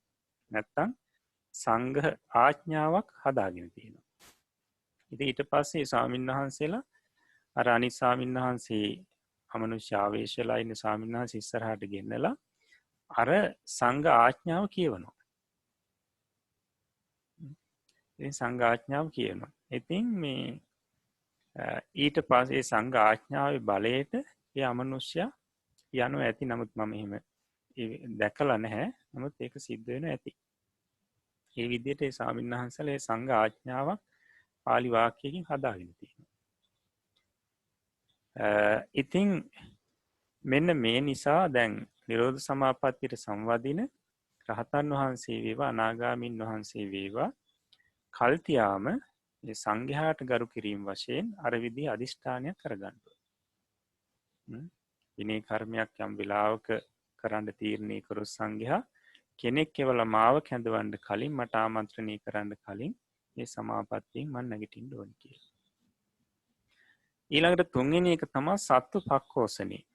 කියන්නේ බුදුරජාණන් වහන්සේගෙන් කැඳවීමක් ලැබෙනකොටම යන්න අදිෂ්ඨානයක් කරගන්න ඕනේ. එතකොට බුදුරජාණන් වහන්සේ සිල්පදයක් හෝ පනවන්න නැත්නම් අවවාදයක් හෝ දෙන්න සියලුම සංඝයා එකතු කරන යම් වෙලාවක් තියෙනවා නම් ඒ වෙලාවේදී උන්වහන්සේට ඒ අවශ්‍යතාවය එනකොටම මම මගේ මේ සමාධියෙන් මම නැගී සිටීවා කියලා හිතන්න ඕනේ. එතකොට බුදුරජාණන් වහන්සේ යම් වෙලාවක සියලුම සංඝයාට එන්න කියනවා. ඒ වෙලාවේදීම උන්වහන්සේ අර සමාධියෙන් නැත්නම් අර නිරෝධ සමාපත්තියෙන් ඉබේම නැගී හිටිනවා. එතකොට ඒ විදිහට අදිෂ්ඨාන කරන්නේ නැතුව සමවැදුනොත් පැහැදිලි කරනවා යම් වෙලාවක බුදුරජාණන් වහන්සේට අවශ්‍ය වෙනවා මේ භික්ෂූන් වහන්සේලා සියලු දෙනාම අවවාදයක් දෙන්න. ඒ වෙලාවේදී බලනවා අසවල් ස්වාමීන් වහන්සේ කොයි අසවල් භික්ෂුව කොයි. අන්න ඒ වෙලාවේදී කියනවා ස්වාමීනි ඒ භික්ෂූන් වහන්සේ නිරෝධ සමාපත්තියට සම්වැදිලා ඉන්නේ. ඒ වෙලාවේ බුදුරජාණන් වහන්සේ කියනවා එහෙමනම් මගේ වචනෙන් එන්න කියන්න කියලා. මගේ වචනයෙන් එන්න කියන්න කියලා කියනවා. එතකොට මේ ස්වාමීන් වහන්සේ ගිහිල්ලා අර නිරෝධ සමාපත්තියට සම්වැදිලා ඉන්න ස්වාමීන් වහන්සේට ඇහෙන මානේ ඉඳලා කියනවා ස්වාමීනි ඔබ වහන්සේව භාග්‍යවතුන් වහන්සේ කැඳවනවා. මෙන්න මේ වචනේ කියනවත් එක්කම ඉබේම අර සමාධියෙන් නැගී හිටිනවා කියනවා. සමාපත්තියෙන් අයින් වෙනවා. ඉතින් ඒක තමයි බුද්ධ ආඥාවේ තියෙන බලය. බුද්ධ වචනේ තියෙන බලය. ඊට පස්සේ අවසාන කාරණාව තමයි අද්ධහන පරිච්ඡේදය. ඒ කියන්නේ තමන්ට දැන් දවස් 7ක් නම් සම්වදින්නේ දවස් 7කට ආයුෂ තියනවාද කියලා බලන්න ඕනේ. ආයුෂ තියනවාද කියලා බලන්න ඕනේ. එතකොට දැන් ආයුෂ නැති වුණු දවස් 4කින් විතර මේ පිරිනුවන් පාණ්ඩ තියෙනවා නම් එතකොට වෙන්නේ ඒ අවස්ථාව වෙනකොට මේ සමාපත්තියෙන් ඉබේම නැගී හිටිනවා. සමාපත්තිය තුල ඉඳගෙන පිරිනුවන් පෑමක් වෙන්නේ නැහැ. ඒ නිසා තමන් බලන්න ඕනි දවස් 7කට ආයුෂ තියෙනවා. ඉතින් ඒ විදිහට ඒ අද්ධාන පරිච්ඡේදයේ ඒ කාරණාවත් ඒ විදිහට බලලා එතකොට ආයුෂ තියෙනවා නම් සමාපත්තියට සම්වදින්න තීරණය කරගෙන ඊට පස්සේ මොකද කරන්නේ? මෙන්න මේ පූර්ව කෘත්‍ය 4 නිම වුණාට පස්සේ නේව සංඥා නා සංඥායතන අරූප ධානයට සම්වදිනවා. ඒ අරූප ධානයට සමවදිනකොටම අරූප ධාන සිත පහළ වෙනවා. එතකොට ඒත් එක්ක නැවතත් අරූප ධාන සිතක් පහළ වෙනවා. එතකොට අරූප ධාන සිත දෙවතාවක් පහළ වුණු ගමන්ම ඊට පස්සේ සිත් පහළ වීම නවතිනවා. සිත් පහළ වීම එතන පටන් නවතිනවා. එතකොට දවස් 7ක් නම් දවස් 7ක් යනකම් එක දිගටම සිත් පහළ වෙන්නේ නැහැ. එතකොට අවසානයේදී දවස් 7 සම්පූර්ණ වෙනකොට රහතන් වහන්සේ නමක් නම් උන්වහන්සේට ඊළඟට දවස් 7න් පස්සේ මුල් සිත විදිහට අරිහත් ඵල සිත පහළ වෙනවා කියලා කියනවා. දැන් අරිහත් ඵල සිත ආදී අපි තාම ඉගෙන ගත්තේ නැහැ. ඉදිරි පාඩම ඉගෙන ගන්නේ. එතකොට මම පැහැදිලි කරන්නම්. අනාගාමින් වහන්සේ නමක් නම් උන්වහන්සේට දවස් 7න් පස්සේ අනාගාමි ඵල සිත මුල්ම සිත විදිහට පහළ වෙනවා. ඊට පස්සේ සාමාන්‍ය විදිහට සිත් පහළ වීම වෙනවා. හොඳයි. එතකොට දැන් සිත නැතුවයි මේ වාසය කරන්නේ. සාමාන්‍යයෙන් මරුණු කෙනෙකුගේ මේ නිරෝධ සමාපත්තියට සම්වැදුණු කෙනෙකුගේ තියෙන වෙනසක්. ඒක පැහැදිලි කරනවා ධර්මයේ. මරුණු කෙනෙකුගේ කායික ක්‍රියා වෙන්නේ නැහැ, වාචික ක්‍රියා නැහැ. ඒ වගේම සිත් පහළ වීමත් නැහැ. ඊට පස්සේ ඒ තනත්තාගේ ආයුෂ ඉවරයි. ශරීරයේ උණුසුම නැති වෙලා යනවා. ඊට පස්සේ ඇස කන නාසය ආදී මේ ඉන්ද්‍රියන් වැඩ කරන්නේ නැහැ. එතකොට එහෙම නැත්නම් අපි කියනවා මේ රූප පෙනීමට උපකාර වන චක්කු ප්‍රසාදය හේ තියෙන මේ ප්‍රසාද රූප ආදී මේ කර්මජ රූප පහළ වීම නවතිනවා. හැබැයි නිරෝධ සමාපත්තියට සම්වැදුණු උතුමන් වහන්සේලාගේ තියෙන වෙනස දැන් අර මරුණු කෙනාගේ වගේම කායික ක්‍රියාවක් නැහැ, වාචික ක්‍රියාවක් නැහැ, සිත් පහළ වීමක් නැහැ. හැබැයි ආයුෂ තියෙනවා. ආයුෂය තාම ඉතුරුයි. ශරීරයේ උණුසුම තියෙනවා. ඒ වගේම තමයි ඉන්ද්‍රියන් අක්‍රිය වෙලා නැහැ. චක්කු ප්‍රසාද රූප ආදී මේ කර්මජ රූප පහළ වෙනවා. ඒයි තියෙන වෙනස. හොඳයි. එතකොට මේ නිරෝධ සමාපත්තියට ඔය කියන නිරෝධ සමාපත්තියට සම්බන්ධීම සඳහා තමයි විශේෂයෙන්ම රහතන් වහන්සේලා ඔය කියන අරූපාවචර ධානසිත උපදවන්නේ. ඒකට රහතන් වහන්සේලා ඒ විදිහට උපදවනවා. ඊට පස්සේ අපි පැහැදිලි කරා රහතන් වහන්සේලාට සහ අනාගාමීන් වහන්සේලාට පමණයි පුළුවන්නේ නිරෝධ සමාපත්තියට සම්වදින්න. අනිත් අයට බෑ කියලා. ඒකට හේතුව තමයි අනිත් පිරිසට ඊට පහළ පිරිසට මේ සමත බලේ නැත්නම් සමාධි බලේ සම්පූර්ණ වෙලා නැහැ කියන. ඒ සමාධි බලේ සම්පූර්ණ වෙන්නට නම් ඔය කාම රාග කියන සංයෝජනේ නැති වෙන්න ඕනි කියනවා.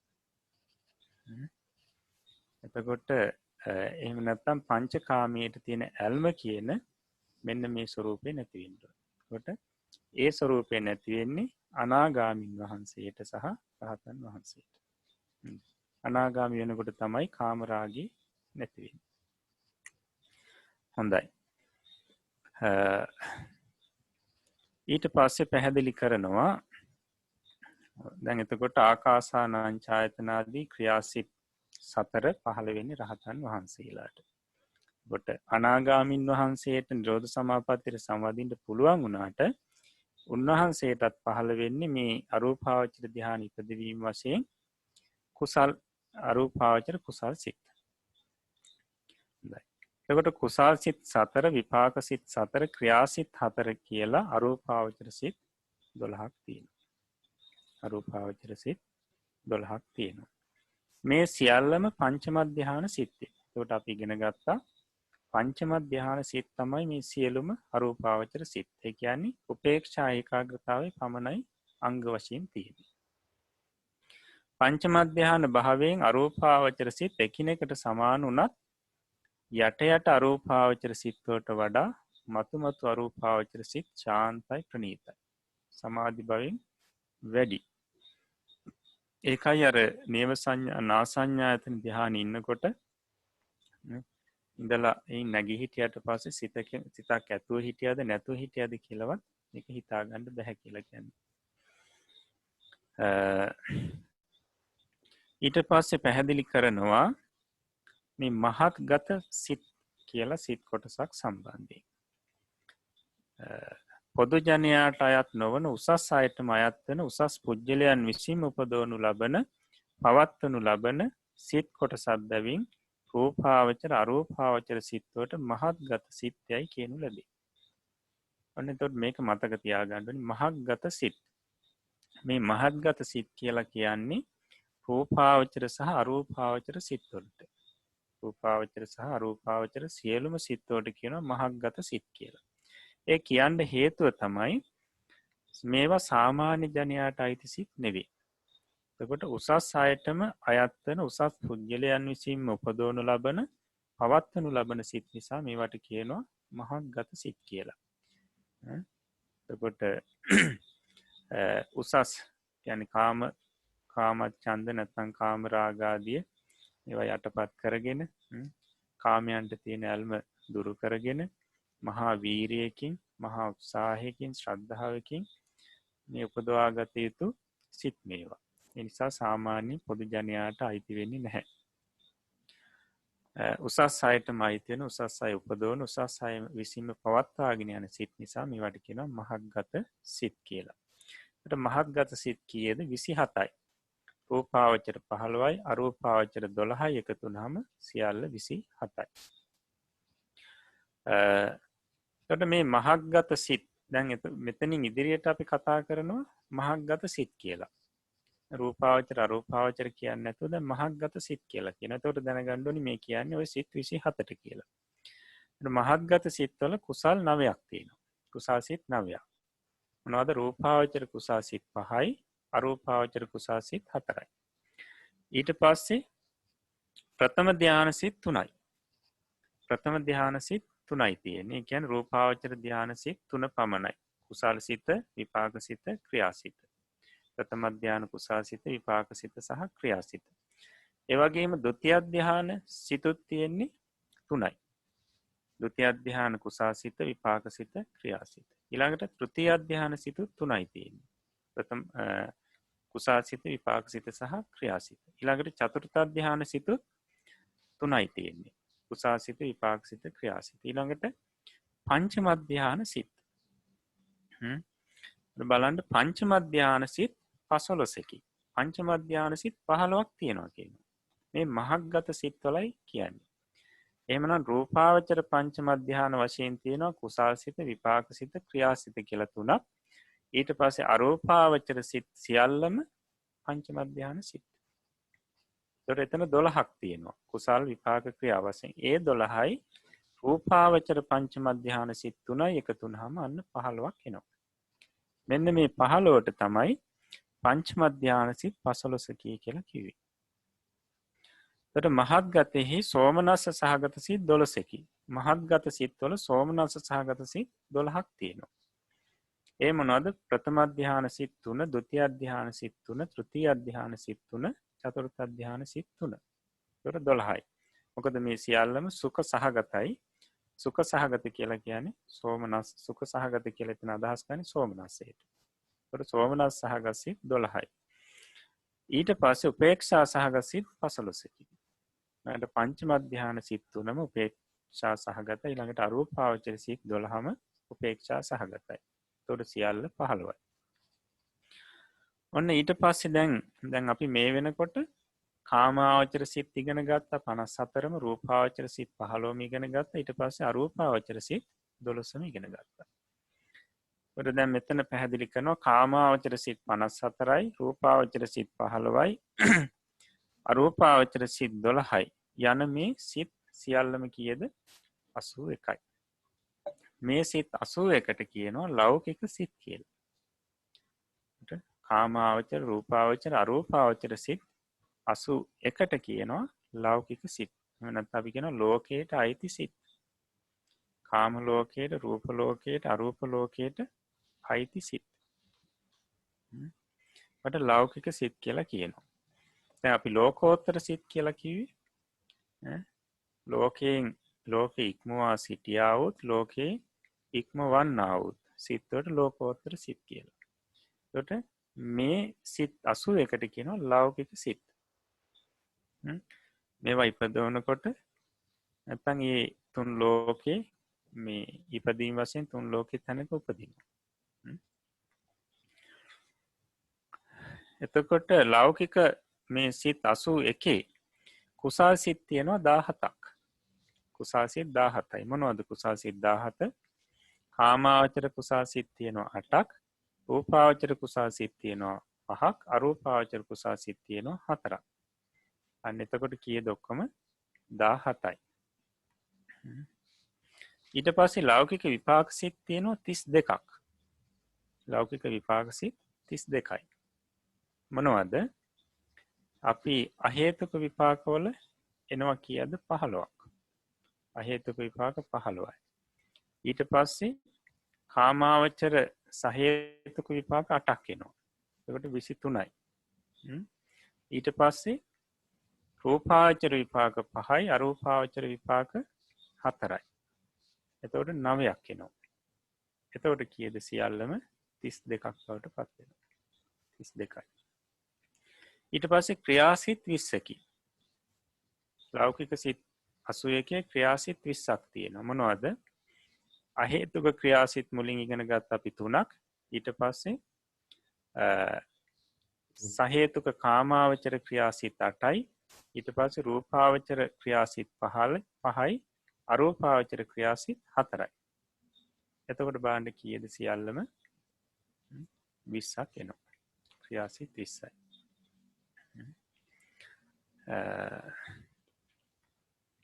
ඊට පස්සේ ලෞකික සිත් 81 සෝමනස්ස සහගත සිත් 31ක් තියෙනවා. සෝමනස්ස සහගත සිත් 31යි. උපේක්ෂා සහගත සිත් 47යි. දෝමනස්ස සහගත සිත් 3යි. එතකොට දැන් මෙතනදී අපි මෙතෙක් ඉගෙන ගත්තේ දෝමනස්ස සහගත සිත් 2යි කියලා. මෙතනදී මේ 3ක් කියලා දක්වලා තියෙන අර දුක්ඛ සහගත කාය විඥානියත් දෝමනස්ස කොටසටම එකතු කරලා. දෝමනස්ස කොටසට එකතු කරලා ඊට පස්සේ ලෞකික සිත් 81 සෝමනස්ස සහගත සිත් තියෙන 30යි 31ක් උනේ සුඛ සහගත කාය විඥානියත් සෝමනස්ස කියන කොටසටම එකතු කරලා මෙතන ගාන හදලා තියෙනවා. ඒ විදිහට සමහර තැන්වලදී සුඛ සහගත කාය විඥානී සහ දුක්ඛ සහගත කාය විඥානී වෙනම අරගෙන කියනවා. සමහර තැන්වලදී සෝමනස්සයට හා දෝමනස්සයට එකතු කරලත් කියනවා. මේ දෙවිදියටම අපි දැනගන්න ඕනේ. හොඳයි. එහෙමනම් අපි බලමු දැන් මේ මහත්ගත සිත්. මහත්ගත සිත් අපි නැවත බලමු මේ වගුවක් අනුසාරින් කොහොමද කියලා.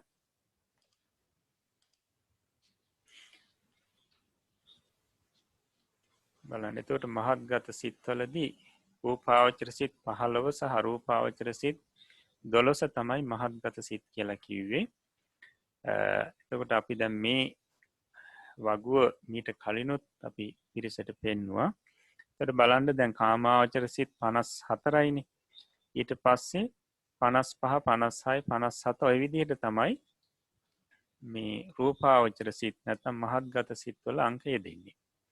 සිත් 81කින් 55 වෙනි සිත තමයි විතක්ක විචාර පීති සුඛ ඒකාග්‍රතාව සහිත පඨම ධාන කුසල් සිත.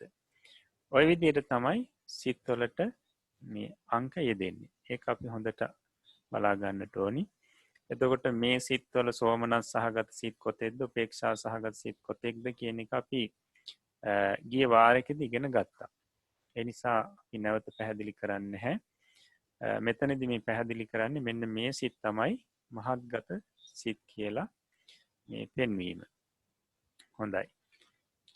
ඊළඟට බලමු දැන් මෙතනදී තියෙන්නේ විපාක සිත. මහත්ගත නැත්නම් රූපාවචර සිත් 15 උපේක්ෂා සහ උපේක්ඛා ඒකාග්‍රතාව සහිත පංචම ධ්‍යාන විපාක සිත කියන්නේ විපාක සිත්වල අවසානයේ දක්වා පමණයි. ඊළඟට අපි බලමු ක්‍රියාසිත. එතකොට රූපාවචර සිත් 15 තියෙන ක්‍රියාසිත 5යි මේ දක්වලා තියෙන්නේ.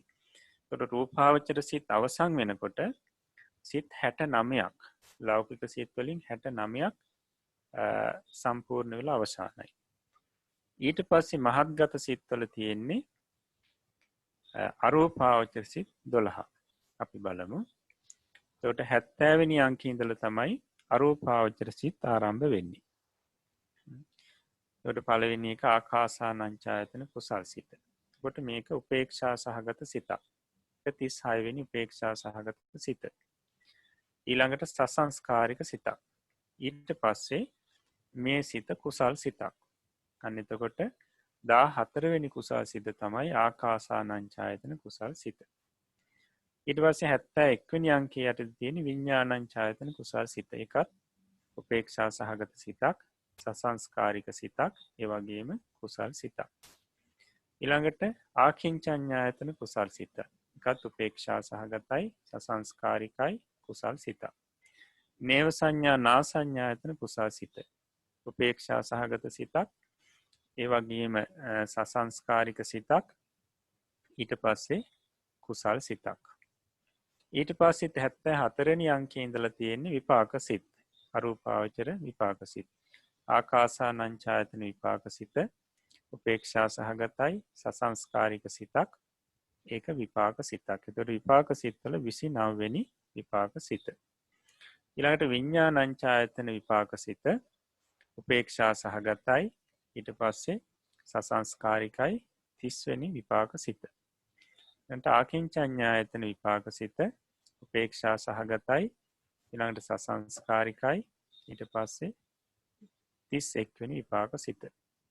නේව සංඥා නා සංඥායතන විපාක සිත, උපේක්ෂා සහගතයි, සසංස්කාරිකයි, ඒ වගේම 32 වෙනි විපාක සිත. හොඳයි. අපි බලමු ඊළඟට ක්‍රියාසිත. අරූපාවචර ක්‍රියාසිත මේවා මේ මහත්ගත සිත්වල කොටසක්. ඒකට 78 වෙනි සිත හැටියට තියෙන ආකාසානංචායතන ක්‍රියාසිත. ඒකට උපේක්ෂා සහගතයි, සසංස්කාරිකයි, ඒ වගේම 17 වෙනි ක්‍රියාසිත මේ.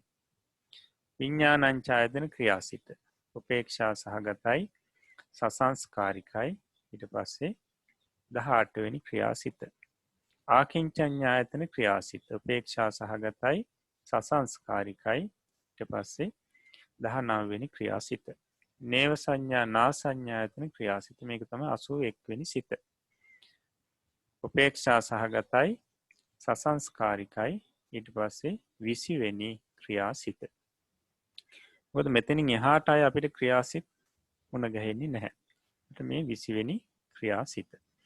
එතකොට බලන්න මේ දක්වා නැත්නම් අපි මේ ලෞකික සිත් 81 දී සෝමනස්ස සහගත සිත් 30යි. නමුත් මෙතනදී පාඩම අගට කියවුණා සෝමනස්ස සහගත සිත් 31ක් කියලා. ඒ කියන්නේ සුඛ සහගත කොටුවේ තියෙන මේ සිත් එකක් හෝ සිතත් මීට එකතු කරලා. ඒකට 31ක්. ඊට උපේක්ෂා සහගත සිත් තියෙනවා 47ක්, ලෞකික සිත් 81. දෝමනස්ස සහගත සිත් 2යි. නමුත් දුක්ඛ සහගත සිතත් මේ දෝමනස් සහගත සිත් කොටසටම යොදලා තමයි දෝමනස් සහගත සිත් 3ක් කියලා අර පාඩම අගට පැහැදිලි කරේ. එතකොට අසංකාරික සිත් 37යි, සසංස්කාරික සිත් 44යි. එතකොට සිත් 81 අකුසල් සිත් 12යි, කුසල් සිත් 17යි, විපාක සිත් 32යි, ක්‍රියා සිත් 20යි. මේ ක්‍රමයට තමයි මේ ලෞකික සිත් 81 වේදනා ආදී වේදනා සංස්කාර ආදී මේ ක්‍රම වලින් බෙදීම සිද්ධ වෙන්නේ. හොඳයි. එහෙමනම් අපි බලමු ඊළඟට ප්‍රශ්න. මේ පාඩමට අදාළ ප්‍රශ්න.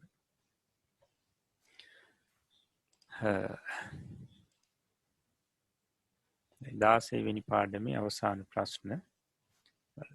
අරූපාවචර පළවෙනි ප්‍රශ්නේ අරූපාවචර විපාකයි කියනුවේ කෙබඳු සිත්වලටද? දෙවෙනි එක රූපකයක් නැතිව සිත් පැවතිය හැක්කේ කෙසේද? රූපයක් නැති ආත්ම භාවයේ හොඳ වන්නේ මක් නිසාද? තුන්වෙනි ප්‍රශ්නේ. 4. මතු ඉපදීමක් නැති රහතුන් අරූප ධානය උපදවන්නේ කුමකටද? පස්වෙනි එක රූපාවචර අරූපාවචර සිත් දෙකොටසටම සාධාරණ නම කුමක්ද? 6. ලෞකික කුසල් කොතෙක්ද කවරහුද? 7. ලෞකික විපාක කොතෙක්ද කවරහුද? 8. ක්‍රියාසිත කොතෙක්ද කවරහුද? හොඳයි ප්‍රශ්න 8ක් තියෙනවා. මේ ප්‍රශ්න 8ට උත්තර ලියාගෙන ඉන්න ඊළඟ දවසේදී අපි සාකච්ඡා කරමු. හොඳයි. එහෙමනම් අපි අදට අභිධර්ම පාඩම මෙතකින් හමාර කරනවා. ඊළඟට අපි බලමු පාලි පාඩම.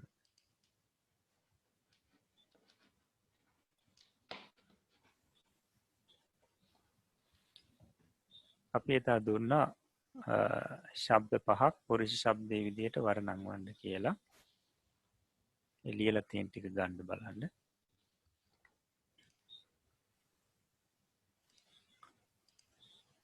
පළවෙනි ශබ්දය ලෝක ශබ්දය. කියන්නේ ලෝකයට කියන්නේ පාලියෙන් ලෝක කියලා. බලන්න පඨමා ලෝකෝ ලෝකා ලෝකේ ලෝක. ဒုတိယ ලෝකං ලෝකේ ලෝකය ලෝක. තතිය ලෝකේන ලෝකේබි ලෝකේහි ලෝකේ විසින් ලෝක විසින්. ලෝකාය ලෝකස්ස ලෝකේට ලෝකානං ලෝකවලට. ලෝකා ලෝකම්හා ලෝකස්මා ලෝකේබි ලෝකේහි ලෝකේ කෙරෙන් නැත්තම් ලෝකෙන්. එහෙම බහුවචන ලෝක කෙරෙන් එහෙම නැත්තම් ලෝක වලින්. ඊට පස්සේ ලෝකස්ස ලෝකානං ලෝකයේ ලෝකවල. ලෝකේ ලෝකම්හි ලෝකස්මින් ලෝකේසු ලෝකයේ කෙරෙහි එහෙම නැත්තම් ලෝකයෙහි. ඊට පස්සේ ලෝකේසු ලෝක කෙරෙහි ලෝක වලහි. ලෝකේන ලෝකේබි ලෝකේහි ලෝකය කරනකොට ලෝක කරනකොට. ආලපන ලෝක ලෝකා ලෝකා ලෝකය ලෝක. හොඳයි. ඊළඟට ආලෝක ශබ්දේ. එතකොට දැන් මේකෙදී තේරුම බලා ගන්න පුළුවන් පිරිසට. ඒ නිසා මම තේරුම කියන්නේ පාලි ශබ්දේ විතරයි මෙතනින් පස්සේ කියන්නේ. හොඳයි. බලමු අපි ආලෝක ශබ්දේ. උට ආලෝක කියලා කියන්නේ ආලෝකයට එහෙම නැත්නම් එළියට. ආලෝකෝ ආලෝකා ආලෝකං ආලෝකේ ආලෝකේන ආලෝකේබි ආලෝකේහි ආලෝකාය ආලෝකස්ස ආලෝකානං ආලෝකා ආලෝකම්හා ආලෝකස්මා ආලෝකේබි ආලෝකේහි ආලෝකස්ස ආලෝකානං ආලෝකේ ආලෝකම්හි ආලෝකස්මින් ආලෝකේසු ආලෝකේන ආලෝකේබි ආලෝකේහි ආලෝක ආලෝකා ආලෝකා.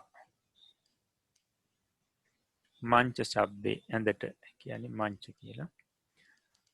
මංචෝ මංචා මංචං මංචේ මංචේන මංචේබි මංචේහි මංචාය මංචස්ස මංචානං මංචා මංචම්හා මංචස්මා මංචේබි මංචේහි මංචස්ස මංචානං මංචේ මංචම්හි මංචස්මින් මංචේසු මංචේන මංචේබි මංචේහි මංච මංචා මංචා. ආකාස ශබ්දය. අහසට ආකාස කියන්නේ ආකාසෝ ආකාසා ආකාසං ආකාසේ ආකාසේන ආකාසේභි ආකාසේහි ආකාසාය ආකාසස්ස ආකාසානං ආකාසා ආකාසම්හා ආකාසස්මා ආකාසේභි ආකාසේහි ආකාසස්ස ආකාසානං ආකාසේ ආකාසම්හි ආකාසස්මින් ආකාසේසු ආකාසේන ආකාසේභි ආකාසේහි ආකාස ආකාසා ආකාසා ඊට මග්ග ශබ්දය මග්ගෝ මග්ගා මග්ගං මග්ගේ මග්ගේන මග්ගේභි මග්ගේහි මග්ගාය මග්ගස්ස මග්ගානං මග්ගා මග්ගම්හා මග්ගස්ම මග්ගේභි මග්ගේහි මග්ගස්ස මග්ගානං මග්ගේ මග්ගම්හි මග්ගස්මින් මග්ගේසු මග්ගේන මග්ගේභි මග්ගේහි මග්ග මග්ගා මග්ගා දෛතකට අභ්‍යාසයක් තියෙනවා කරන්න පහත සඳහන් වාක්‍ය සිංහලට නගන්න බලන්න පළවෙනි එක යස්මා මයං මනුස්සා භවාම තස්මා මයං ඉදානි අම්හාකම් පුත්තේහි සද්දිින් මනුස්ස ලෝකයේ වසාම මෙතන මනුස්ස ලෝකයේ කියන එක අර්ථය මනුෂ්‍ය ලෝකයෙහි කියන එකයි ඊට පස්සේ දෙක කුමාරා මංචේසු තිට්ටන්තිච නිසීදන්තිච කීලන්තිච සයන්තිච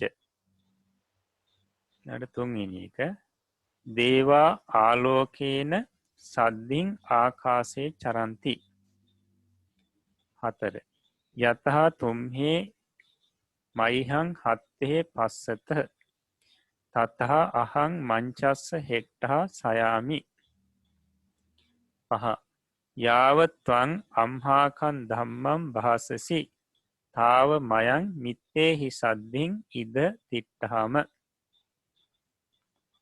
හය ත්වං ඉදානි ආකාසේ දේවේ පස්සසි හත අහං මයිහං කම්මකාරයෙහිච දාසේහිච සද්ධින් මයිහං පුත්තස්ස මංචං හරාමි ඊළඟට අට මයං අම්හාකං හත්තේහි පාසානං ගාමම්හා ඉද ආහරාම නමේ චෝරා ඉදානි මයං මග්ගේසු මනුස්සේ පස්සාම ඉති කස්සකේන සද්දිින් රුක්කං ආරුහන්ති දහය ඉදානි බුද්ධෝ දේවානංච මනුස්සානංච ධම්මං න භාසති ද මේක තියෙනවා ආගන්තුක පද කීපයක් එතකොට ඒවා මේ නිපාත පද නිපාත පද අපි යටින් දක්වලා තියෙනවා බලමු නිපාත පද න කියලා තියෙනවා නිපාතයක් ඒකින් අර්ථය නෝ නැත්තම් නොවේ නෑ කියන අර්ථය ඊට පස්සේ පුරා කියන එකේ අර්ථය පෙර කියන එක ඊට පච්චහ කියන එකේ අර්ථය පසුව කියන එක ඉති කියන එකේ අර්ථය යයි එහෙම නැත්තම් මෙසේ කියලා කියනවා ඊට පස්සේ තතහ කියන එකේ අර්ථය එසේ යතහ කියන එකේ අර්ථය යම්සේ යාව කියන එකේ අර්ථය යම් තාක් තාව කියන එකේ අර්ථය ඒ තාක් ඊට පස්සේ යදි අර්ථය ඉඳින් ඊට පස්සේ හෙට්ටහ අර්ථය යට යස්මා ඒකේ අර්ථය යම් හේකින් තස්මා එහි අර්ථය එහෙයින් එතකොට මේ ටික පාඩම් කරගන්න ඕනේ මේ නිපාත පද. එතකොට මේ නිපාත පද අර අභ්‍යාසයේ උඩ වාක්‍ය වල ඇවිල්ලා තියෙනවා. එතකොට මේ අර්ථය තැන්වට යොදලා ඒ වාක්‍ය පරිවර්තනය කරන්න පුළුවන්. සයි වාක්‍ය ටිකත් ඊළඟ දවසේ සිංහලයට පරිවර්තනය කරගෙන ඉන්න මේ නිපාත පද ටිකත් පාඩම් කරගන්න. හොඳයි. එහෙමනම් අපි අදට නියමිත පාලි පාඩමත් මෙතකින් අවසන් කරනවා. ඒකට අපි අද අභිධර්මයේ ඉගෙන ගැනීම තුලිනුත් පාලි අධ්‍යයනය තුලිනුත් අපේ సంతානය අපි කුසල් සිතුවිලි ජනිත කරගන්නට යෙදුණා.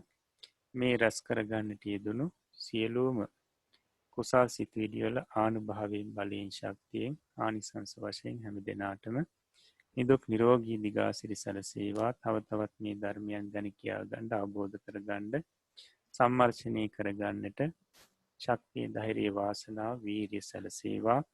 සත්පුරුෂ කල්යාණ මිත්‍රයන්ගේ මැසුරේ සඳහා ලැබේවා. දිව්‍යතා මණ්ඩලයේ ධාර්මික දේව ආරක්ෂාව සැලසේවා. සෑම සියලු දෙනාටම ප්‍රාර්ථනා පරිදි උතුම් බෝධි ඥාන වලින් නිවනින් සැනසෙන්න මේ උතුම් පුණ්‍ය ශක්තිය එකසේම හේතුපකාර වේවා කියලා අපි ආශිර්වාද කරනවා.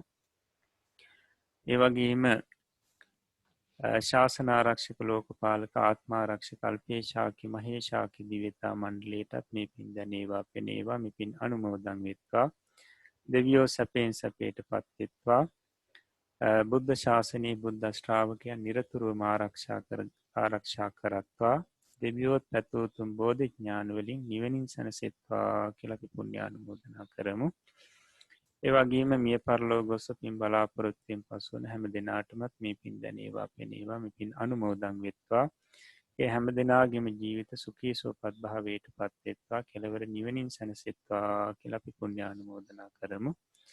ඒ වගේම මේ ධර්මයන් අපිට කියා දුන්නු ගුරුතුමන් වහන්සේලාටත් හදා වඩා පෝෂණය කරපු දෙමව්පියන්ටත් ශාස්ත්‍රනික මව්වරු පියවරු සහෝදර සහෝදරියන්ටත් බුද්ධ ශාසනය වෙනුවෙන් කාලේ ධනය ශ්‍රමය කැප කරලා මේ වෙනකොට ගිලන් බවින් පසු වන හැම දෙනාටමත් ඒ වගේම මේ වැඩසටහන විකාශනය කිරීම සඳහා මූලිකත්වය අරගෙන කටයුතු කරන සෑම සියලු දෙනාටමත් මේ උතුම් පුණ්‍ය ශක්තිය ජීවිතයට ආශිර්වාදයක්ම වේවා.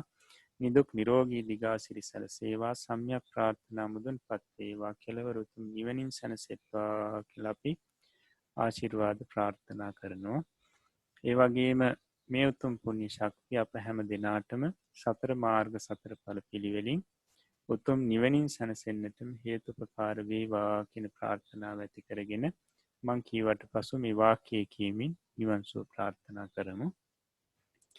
ඉදම්මේ පුඤ්ඤ කම්මං ධම්මේ පුඤ්ඤ කම්මං ආසවක්ඛයා වහං හෝතු ආසවක්ඛයා වහං හෝතු සබ්බ දුක්ඛා පමුංචතු සබ්බ දුක්ඛා පමුංචතු මාගේ මේ පුණ්‍ය ධර්මය මාගේ මේ පුණ්‍ය ධර්මය මාර්ගඵල නිවන් පිණිසම මාර්ගඵල නිවන් පිණිසම හේතු වේවා හේතු වේවා වාසනා වේවා. වාසනාව වේවා. සාදු සාදු සාදු.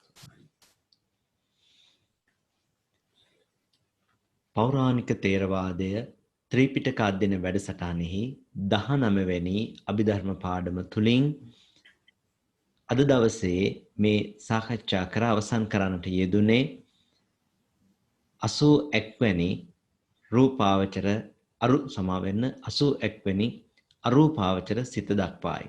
මේ තාක් වැඩසටහන් 19ක් ඔස්සේ කාමාවචර සිත්, රූපාවචර සිත්, අරූපාවචර සිත් වශයෙන් චිත්ත කාණ්ඩයට අයත් සිත් 81ක් පිළිබඳව සවිස්තරාත්මකව අපි සාකච්ඡා කර අවසන් කරන්නට යෙදුණා. අද දවසේ මේ උතුම් වැඩසටහනට මාර්ගෝපදේශකත්වයේ සපයන්නට යෙදුණු ගෞරවනීය ස්වාමීන්ද්‍රයන්න් වහන්සේ නම කියන්නට අවසරයි. පූජනීය විනයාචාර්ය ගලේවෙල ඥානදසන ස්වාමීන්ද්‍රයන්න් වහන්සේ. ගෞරවනීය ස්වාමින් වහන්සේ මහත් ඕනෑකමින් ඊ타මත්ම කැපවීමෙන් යුක්තව මේ පාඩම් කටයුතු සම්පාදනය කරලා අපට බොහොම පහසුවෙන් අවබෝධ කරගත හැකි ආකාරයෙන් ඊ타මත් සරලව විස්තරාත්මකව ත්‍රිපිටක ධර්මයට අටකතාවන්ට අනුකූලවම පෞරාණික ආචාර්ය පරම්පරාවකින් උන්වහන්සේ උගත් ආකාරයෙන්ම අත්නෝමතින් වලින් බැහැරවම මේ ධර්මයේ තාම පැහැදිලිව අපට කියා දෙන්නට අප තුළ නිධන් කරවන්නට තැන්පත් කරවන්නට මහත් වෙසක් ගන්න බව අපි කවුරුත් දන්නවා. ඒ නිසාවෙන් අද දවසේ මේ උතුම් වැඩසටහනට මාර්ගෝපදේශකත්වයේ සපයමින් මේ ලෞකික සිත් 81 මේ දක්වා පැහැදිලි කර දෙමින් අපිට ඒ ලෞකික සිත් 81 පිළිබඳව ඊටාම වටිනා සාරගර්භ පැහැදිලි කිරීමක් කළ ගෞරවනීය ස්වාමින් වහන්සේට මේ තුලින් ජනිත කරගත්තා වූ සකල විපුල කුසල සම්භාර ශක්තියම උන්වහන්සේගේ පාරමී ධර්ම මස්තක ප්‍රාප්ත වීම පිණිසම හේතුපනිශ්‍රේ වේවා කියලා ප්‍රාර්ථනා කරමු. ඒ වගේම නිවන් දක්නා ජාති දක්වා උන්වහන්සේටම මේ උදාහරතර කුසලය සත්පුරුෂ කල්යාණ මිත්‍ර ගුරුතුමන් වහන්සේලාගේ ඇසුර ලැබමින් ධර්මානුධර්ම ප්‍රතිපදාව දියුණු පමුණු කරගන්නටත් ඒ වගේම නිදුක් නිරෝගී තිර ජීවනය සලසා ගැනීමටත් හේතුපනිශ්‍රේ වේවා කියලා අපි ප්‍රාර්ථනා කරමු. ඒ වගේම විශේෂයෙන් මේ ලෞකික සිත් 81 සාකච්ඡා කර අවසන් කර සිටින අපිට මීළඟ සතියේ ඔක්තෝබර් 3 වෙනිදා සතියේ ඔක්තෝබර් 3 වෙනි සෙනසුරාදා දින වැඩසටහන බොහෝම වැදගත් වැඩසටහනක්. මොකද ලෝකෝත්තර සිත් පිළිබඳවයි අපි සාකච්ඡා කරන්නට යෙදෙන්නේ. විශේෂයෙන් බොහෝමයක් දිනෙකට තිබෙන කාරණාවක් දැන කියා ගන්නට තියෙන කාරණාවක් තමයි මේ සෝවාන් ඵලයටපත් වුනහම දැනෙන්නේ කොහොමද? නැත්නම් මේ සෝවාන් ඵලයටපත් වුනහම අඳුනාගන්නේ කොහොමද? සෝවාන් සිතේ ස්වභාවය කොහොමද? ආදී වශයෙන් ප්‍රශ්න රාශියක් තිබෙනවා. මම හිතන්නේ මීළඟ වැඩසටහන 20 වෙනි අභිධර්ම පාඩම ඔබට ඒ සඳහා ඊටාම වටිනා වැඩසටහනක් වේවි. ඒ නිසා වෙනුයි අපි අද දිනේ මතක් කරන්නට යෙදුනේ. මීළඟ සතියේ 20 වෙනි අභිධර්ම වැඩසටහනෙන් හමුවනතුරු අපි අදට මේ වැඩසටහන නිල වශයෙන් මේ ආකාරයට අවසන් කරන්නට අපි ගෞරවනීය ස්වාමින් වහන්සේ වන්දනා කර මෙයින් අනතුරුව මේ සජීවී වැඩසටහන ඔස්සේ සම්බන්ධ වී සිටින ඔබට අද දිනයේ ඔබට තිබෙන ප්‍රශ්න ගැටලු ගෞරවනීය ස්වාමින් වහන්සේ සමග සාකච්ඡා කරන්නට අවස්ථාව තිබෙනවා. හොඳයි. එහෙමනම් අපි සෑම සිළු දෙනාම එක්ව ගෞරවනීය ස්වාමින් වහන්සේ වන්දනා කරමු. හොඳයි. අවසරයි ස්වාමීනි. ඕකාස වන්දාමි බන්තේ සුඛී හොතු. මයා කතං පුඤ්ඤං සාමිනානුමෝදිතබ්බං සාදු සාදු අනුමෝදාමි. සාමිනා කතං පුඤ්ඤං මයිහං දාතබ්බං සාදු අනුමෝදිතබ්බං. සාදු සාදු අනුමෝදාමි. ඕකාස ద్వාරත්තේන කතං සබ්බං අච්චයං කමතමේ බන්තේ කමාමි කමිතබ්බං. සාදු කාස කමාමි බන්තේ සුඛී හොතු නිබ්බාන පච්චය හොතු. සුඛී හොතු. සීලවන්තං ගුණවන්තං පුඤ්ඤක්කෙත්තං අනුත්තරං දුර්ලභේන මයා ලද්දං බුද්ධ පුත්තං නමාමහං